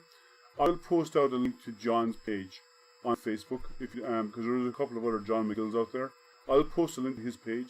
You should follow his page, because he will post super cool images the day before the launch when they're out there setting up, and some video, and then then when the launch is over and done with, he will actually go collect his cameras or wherever, bring it in and post the images he got from the launch trench from the flames as the rocket launched and so on. It's really, really cool to watch. So I recommend. I'll post his link later on. You've got the 10 watt. Yeah, you ordered that last week, if I remember correctly. I think it was Wednesday you ordered it. So that's cool. Yeah, but you should. Check out. I will post it on my. If you're not already following me on Facebook, follow AstroPrinter on Facebook. And wow, smoke is building up here. So follow AstroPrinter on Facebook, and I will post a link to John's page later on, and you can follow John. John, you should actually set up a page for all of your photography stuff. Just a page where you post all your images. You should actually do that because you get some fantastic images. And if you watch John, John's been doing it now for a couple of years, and you watch when John started out and what he's doing now, his knowledge has gone from beginner all the way up to here. He does fantastic images.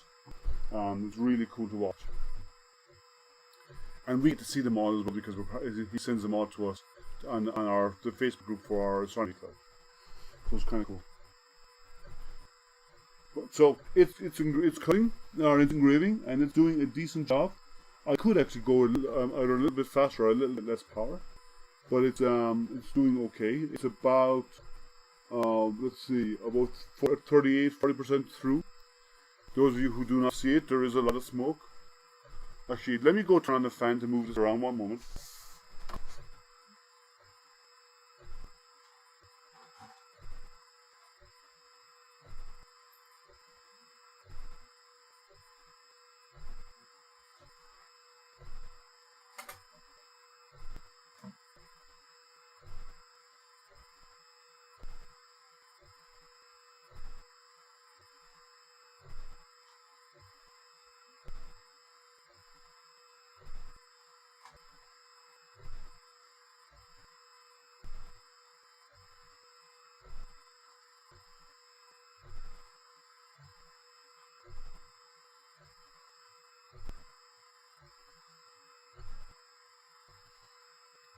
Okay, just turn on the fan over there just to get the air moving around in here, because there's a big build-up of smoke here and I want to get it moving. Let's see, what else was there? I wanted to come in water, laser glasses. The laser glasses that come with it are okay because this thing is mostly shielded. But I would, hey David, hey Tim, how are you? So, but I do prefer the darker red. They come with green. Where's my red? I don't have my red are not here. They're actually they're over in my other room. But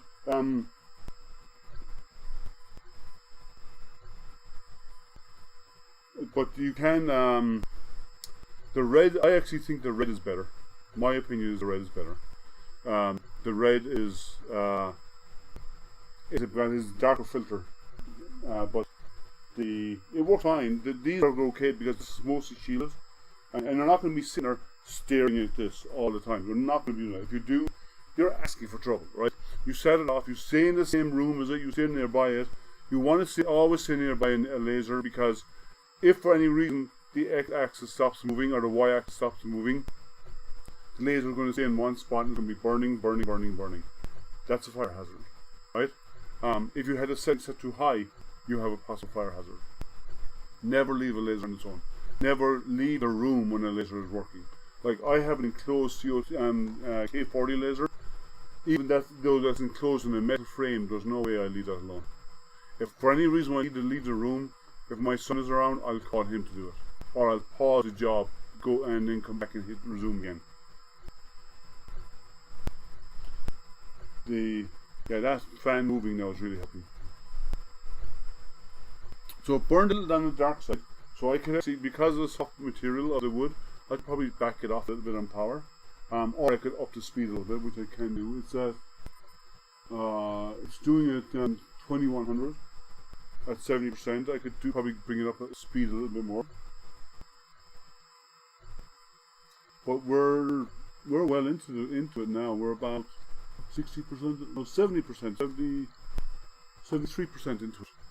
And it's coming out nice. So I'll show this to you in a moment, and then I'll go off and I'll bring in another image. I'll do one more, and the next one I'll do will be a vector engrave. So this is raster engraving, what it's doing right now. As I said, raster engraving is basically moving over back on the path, and it's basically doing line by line by line and firing the laser over the areas that it needs to burn. You see the laser flashing.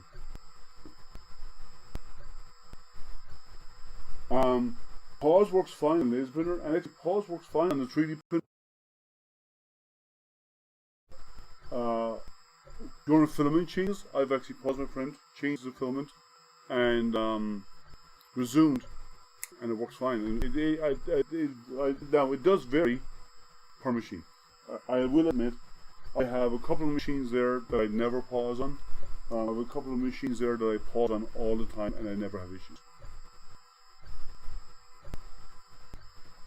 Like when I was doing the toys, I'd be printing away. I'd run down the spool till the last one disappears, and then I just pause print and then load up another batch.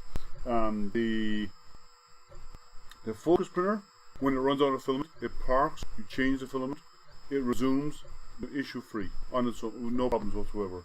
My 10 log, which is an IDEX printer, it works fine. I haven't run into any issues with it. I think all my IDEX actually resumes really well. I've had some other printers not resume so well.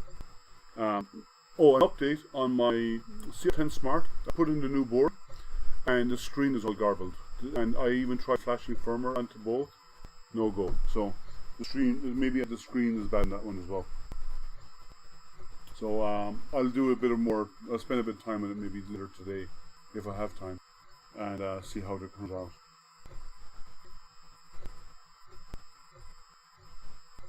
So John, are you going to do live video out of Kennedy when you're down there during setup like you've done in the past? Are you going to do showing live video of some of the interviews? John sometimes does live streams of if he's interviewing the scientists and so on down there, or if they're doing presentations, they'll live stream that. No, I know they'll probably most of that will be on NASA as well, but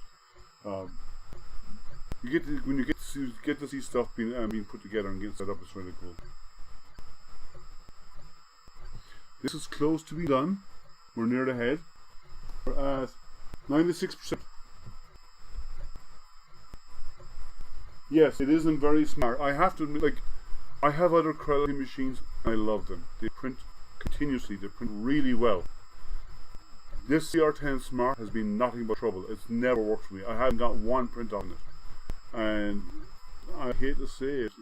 Yeah, you're right, it's not smart. It's a piece of junk. I can't get it working. And on some of the forums, people have been fighting with it. They've been getting firmware update after firmware update out there from Creality, and it's still not 100%. Now, some people are starting to get good prints out of it now. I can't even get mine to go because one was a dead board, and now the screen is be garbled. Even though I flashed firmware to the screen again, I tried, but since I can't do the screen, I can't flash anything to the main board. So let's see how this comes out.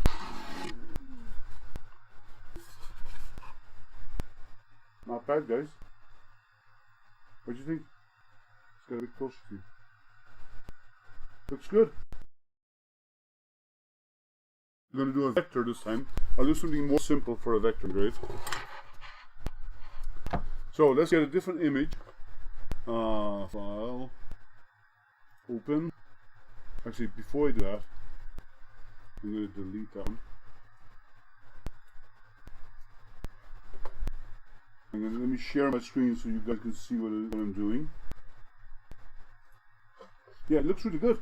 So let's do a vector engrave this time, which is actually a line, not a where is my file? Open, and it's on the SD card. And material library. Oh, wrong one. Yeah, material library. Sorry. And I'm going to look for all supported files.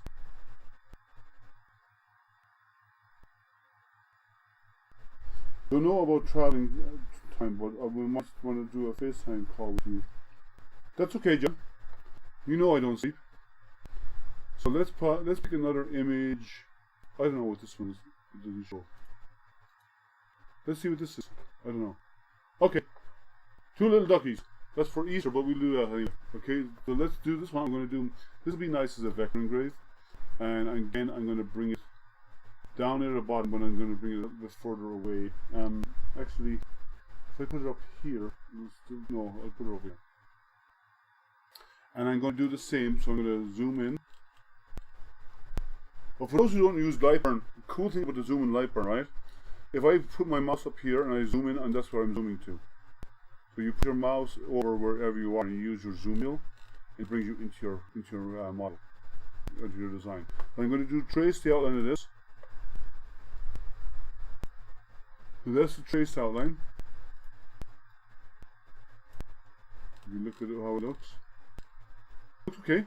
It may not be as thick as the lines, but let's see how that looks. So that looks okay there.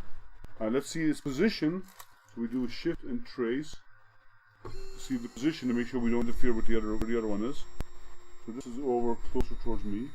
I can shift it over a little bit more, so it's nearer. And instead of doing a fill, I'm going to do a line on this one. Okay, so I change it to line. That means it's only going to do the vector line, and I'm going to change this here. I want to do it. I'm going to drop it to 60%, and I'm going to change the speed to 1500 because let's see. Oh, sorry. No, I'm going to change it actually to 2000. I'm going to up the speed, and I'm going because I don't want it to burn too dark, right? And it said here to do a line. Just going to do one pass, right? Yeah, Jerry, I like the Louisiana guy is really good. So I'm going to do one pass. You can do multiple passes if you want to do a darker line. I'm going to do one pass just to see how it comes out at 60%. Actually, no, I should go back to 70 because I need to speed it up. So do OK. And let's get that going. So we already did a frame. Let's do a frame again to make sure. Because I moved it. We right by the eagle. So I'm going to move him up this way so it looks like the eagle looking at his lunch. And we're going to hit. I'm going to switch over to the main 2-in-1 close up. And let's hit. So I framed it. And let's hit start. So this is going to be vector engraving. The last one was raster engraving, right? So we're going to do vector engraving this time. Okay, it's not enough. I'm going to stop it. It's going too fast, so I'm going to up the power. So I'm going to go back to over here. Let me home first of all. Go back to my layer over here, and I'm going to up power from 17 to 90%. Because it was barely making a mark, but it was making a mark, but it was very light.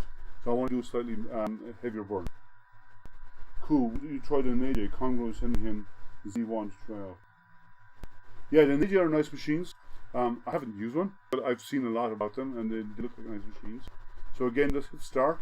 So 2000 at 9%. So I'm going to hold this frame because that's going to be a lot of movement. Start. Because vector engraving moves are an awful lot.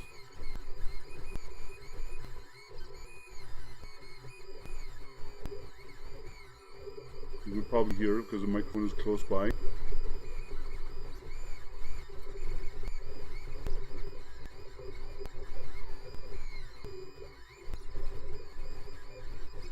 Fees and speed, at least it won't break a bit. Yes, unlike on a CNC where you will break bits if you're going too fast. What you'll find a laser is the faster you go, the less, the fainter the output.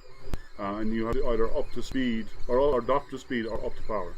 So I brought this up to 90%. And it is making a line, it's a thin line, but it is making a line. And I set it up for one pass. And the reason why I'm holding down the frame is because this is fast moving. What I would normally do is, if I was doing really fast, I would actually fix the laser onto a base. I would actually fix it in place. So let's have a look. It's a very light line, but that's a vector engrave. There we go.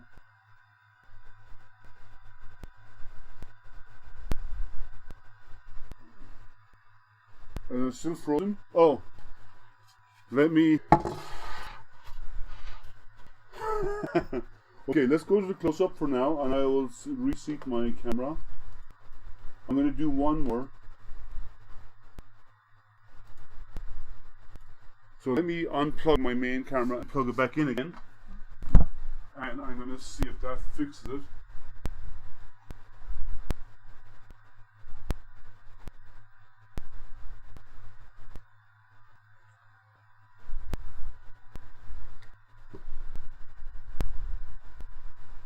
Well, actually, that's not too fast for the power, but if I want to trim something off. So let me open up a different one. Let's see, if the videos are frozen, let me try something. Just 1 second, guys. This is not frozen, this is live.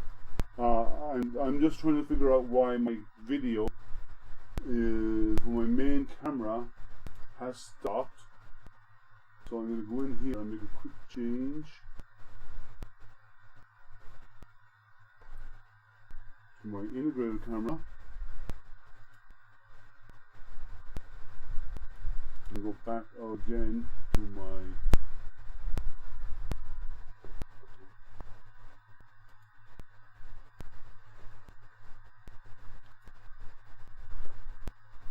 okay, it doesn't want to go back. I'm sorry about the popping. I don't know why you're getting popping sound. So let me do one thing. I'm going to switch cameras over to the camera on my computer. Let's see if that works.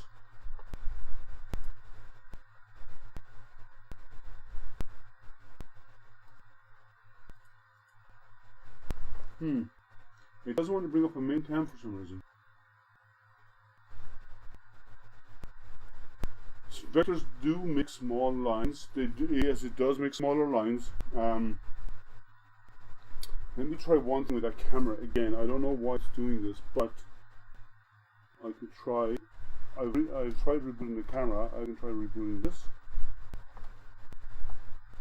because it goes through an adapter. I can let's see if that makes a difference. Let me make a quick tweak here.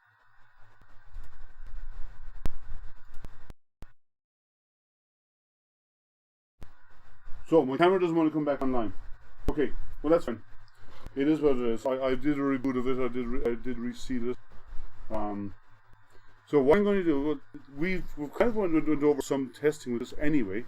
So let me move my small camera up so you see me.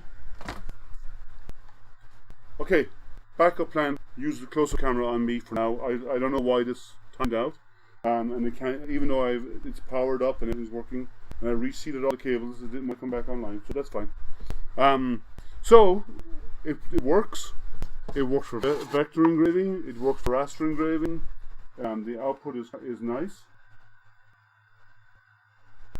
I think it's got potential. From what others have shown, it does have a tilt meter built in. That means if you now the tilt meter needs to go for about 30 degrees or so before it gets activated, which I understand. It's not designed if you bump it. It's designed if you knock it off the table. You don't want the laser firing while it's flipping over on its side. So when it reaches a certain angle, about 30 degrees or so, 40 degrees, the laser cuts off, which is good safety. But it's actually aimed at if you get the part and knock it off the table. If someone bumps or tilts the table or whatever, and it falls off the table, the laser will shut itself down, which is a good thing. And there are some other lasers out there that have other safety features like flame detection and all this kind of stuff. This does not have that. That's okay. It seems to be a good little laser. Would I recommend it for someone who's beginning in lasers? Yes, no problem. Just make sure you wear your goggles for safety. Make sure you never leave the room with it on. I would also state that its instructions are sadly lacking. They need a lot of work. Hopefully others will find this useful if they ever decide to go build one of these, because its instructions are lacking. They need an awful lot of work. I did not test the tilt here. I can if you want me to fire the laser. Sure, let's do it. Let's go and park my controls. I'm going to move the laser out. So let me go to move. And I'm going to put it over the part and fire it. I'm going to fire at a very low percentage.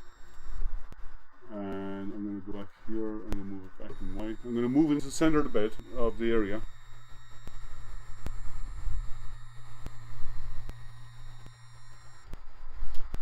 Glasses, not goggles. They protect your eyes. What does it matter as long as they protect your eyes? And they call me factoid man. Joking, Llama does. Right, so we're going to fire a laser.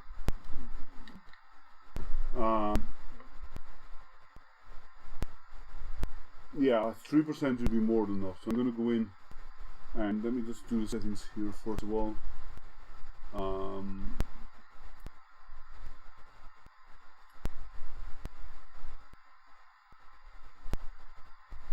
Where's my fire button? Enable.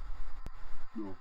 So I'm going to actually fire the laser and do the vector outline of this, and that'll be at 5%. And we'll tilt this and move it over here so I have clearance. I'm going to tilt it and see how it works. Okay, ready? We're going to do, and I'm going to do the. I'm going to frame it slightly different than I normally would. So the laser's going to fire, frame. Laser's firing. Okay, at about 40 degrees it's shut down. Now, one thing you should also know, watch this. So I'm going to stop this. So that was a good safety feature. I'm going to home the machine again. And you can change these settings for speed. I haven't done it. This is the default. I will be tweaking it to make them run faster. So at about 45 degrees it did shut down. I'm going to move it out again. And I want you to see one thing on the board here. I'm actually going to lift it upright with this. So 1 second. I'm going to do move.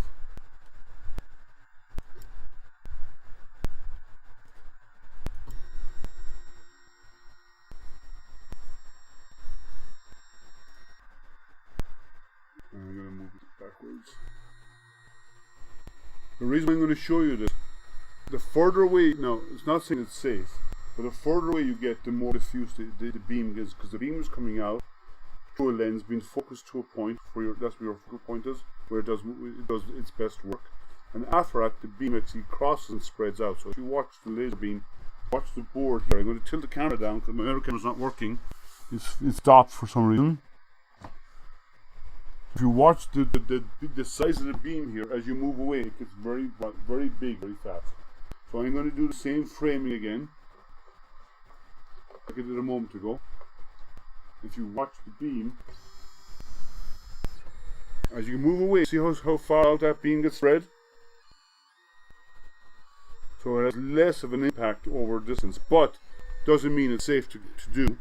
It's just, I'm going to show you that the further away you get from something, the more diffuse the beam becomes, therefore it has less of an impact. But if you're really close to it and it fires, that's bad. You do not want to be right by it if the beam is anywhere near your eyes, like I am right now. The further away you are, the better. But you still don't want that, even if it's diffuse, you still don't want it in your eyes. So anyone in the room, anywhere at all, should be wearing a pair of glasses, no matter what. You have to be safe. Without that, you're asking for trouble. You're asking for eye damage. Animals, pets, dogs, cats should not be in the room when this is working. I often use my lasers outdoors or in my garage when I know my animals are not around. My dog's not anywhere nearby. But I would always recommend keep them out of a room. Burn it somewhere that's well ventilated. It does create smoke. And if you need to do it indoors, have some form of fume extraction. Like now, if I'm doing this inside, I have a venting system over here by my CO2 laser that I will actually use that and adopt that, and that will actually do the fume extraction for me if I wanted to do it. A lot of people ask. I say the wrong words in my videos all the time. Yeah, we all do it. A lot of people ask about an air assist. Now, an air assist, for those of you who do not know, is basically a jet of air blowing where the laser is moving, right where the laser is burning. Is it needed for laser engraving on the surface of materials? No. Is a laser assist needed for cutting? It can help. So, because basically what it's doing is, as you cut with a laser, it's creating charred material called chaff. And the air assist, one, makes it burn a little bit deeper in each pass, and two, blows away the chaff as it goes. and it also keeps the smoke away from the laser head, lens. So therefore, it's not obscuring the laser beam in any way, shape, or form. So it does help cutting. They do not come with these. Some you can get some mods out there for these where you can do an air assist, but it doesn't come with an air assist by default. And you're looking at my tummy instead of my face. I just realized it because I'm used to using 2 cameras and I'm back to using 1. I'm sorry about that, guys. So it doesn't make a difference when cutting. Yes, for normal engraving, no. So you do not need air assist for engraving. It is unnecessary. But if you do want to cut, it does make a difference. Another thing to remember when cutting, let me move this out of the way. I'm going to take the board out. When you're cutting, you won't cut a piece of material as thick as this.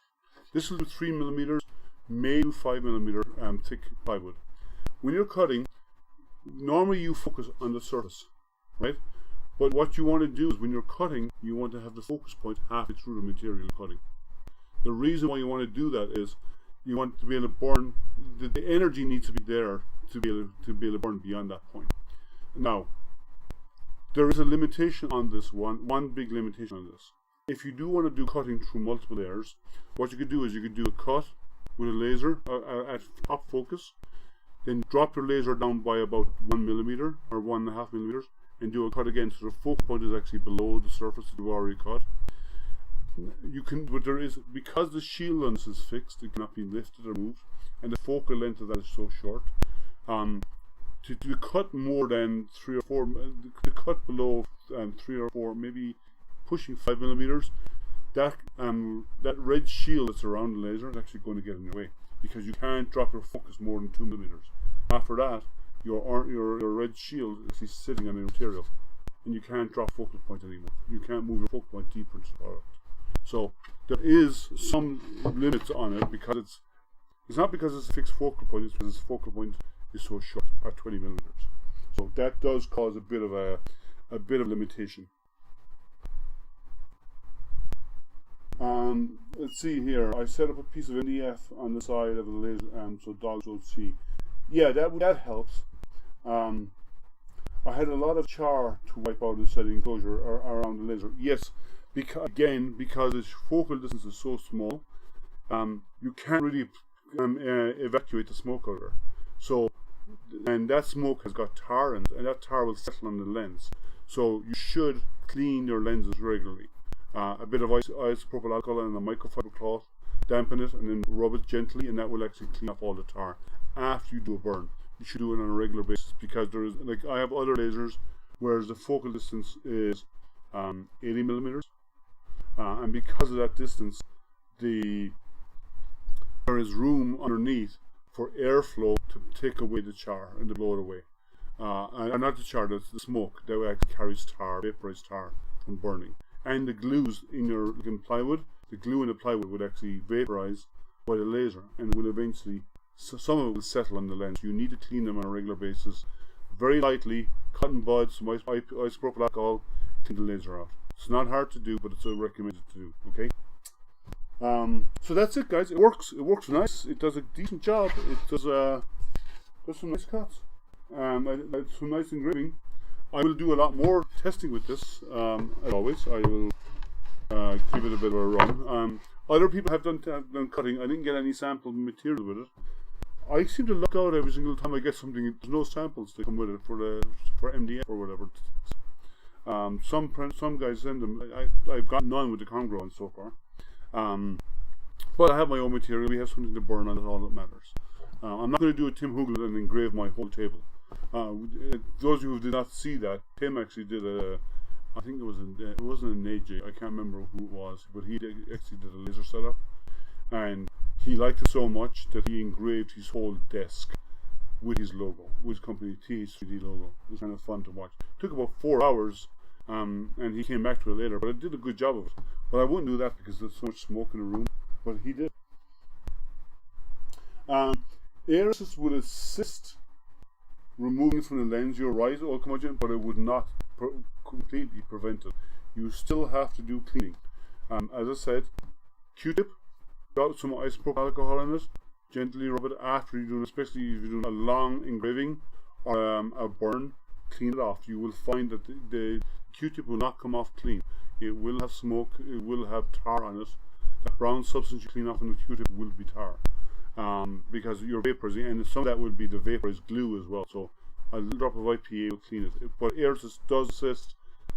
It doesn't solve the problem. You always have to clean your equipment. I clean my CO2 lasers on a regular basis.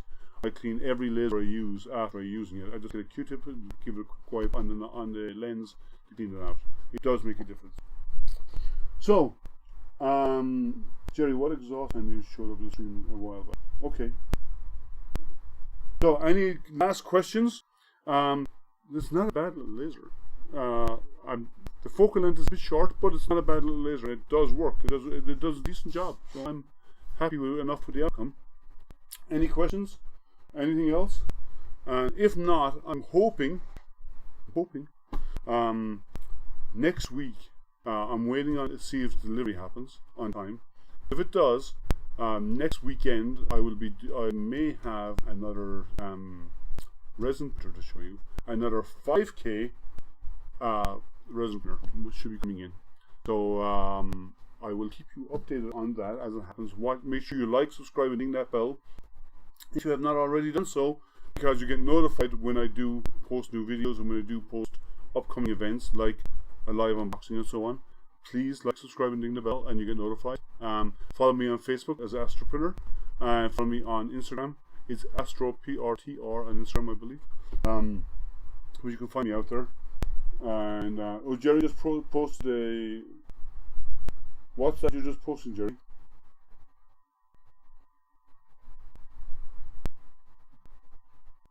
You're correct, old curmudgeon. I didn't say. Yeah, you're right. You didn't say solve, but it does help.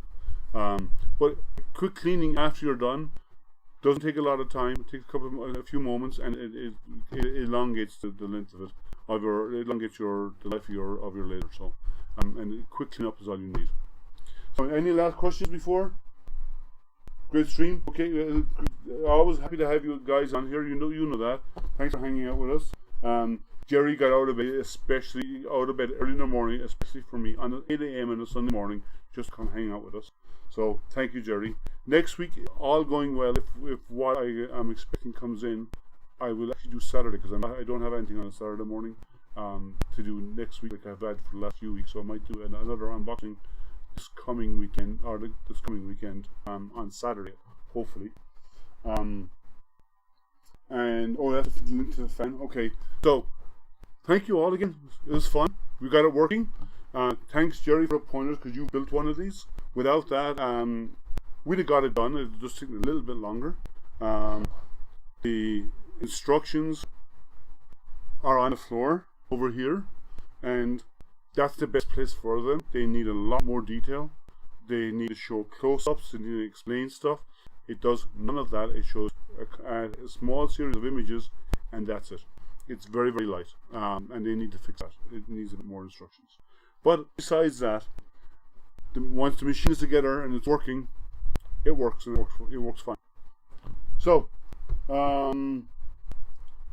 if nobody else has any questions out there, we can wrap up. I'm sorry about the popping on the audio. I don't know why that's happening. This is the first time it's happened. And my video going out, I don't know. It was working fine all along, and the sun stopped. And it was a power. Power is good. Everything's good. I reseated everything. I rebooted everything, and for some reason it didn't want to work. So, okay, Matt, take care, and make sure. Did you ping me on Facebook? You said you wanted to. You said you wanted to reach out to me. If you ping me on Facebook, I'll get back to you as soon as I'm done here. If that's all, guys, thank you so much for hanging out with me. And please don't eat too much candy, and don't scare the little kids. Only the big ones. The little kids will go home crying. We don't want to do that if they come to your door. But the little kids or the bigger kids, yeah, go have fun and scare the hell out of the larger kids. Leave the little ones. Be nice to the little ones. And thanks, guys, for hanging out as always. Remember, stay safe, stay healthy, and stay printing, and stay burning. Obviously, we want to do some laser burning. The links to this machine is in the description below. So on our Comgrow and on our YouTube, it should be in the description. So check it out. It's a nice little machine. I've got a couple like this, and this is a nice little machine. They're all very similar. In all fairness, they're all very similar. Some have more features than others, but the basic functionality is there. And that's it, guys. Thank you again. Have a good rest of your day, whatever you have left over. And again, don't scare the little kids, only the big ones. Thank you, guys, and have a great rest of your day. And I will see you Wednesday at my hangout at 7 p.m. US Eastern Time on my YouTube channel. So like, subscribe, ding the bell, and I'll see you Wednesday. And maybe I'll see you next weekend as well for another machine to be showing. Thank you, guys. Have a great day. Bye.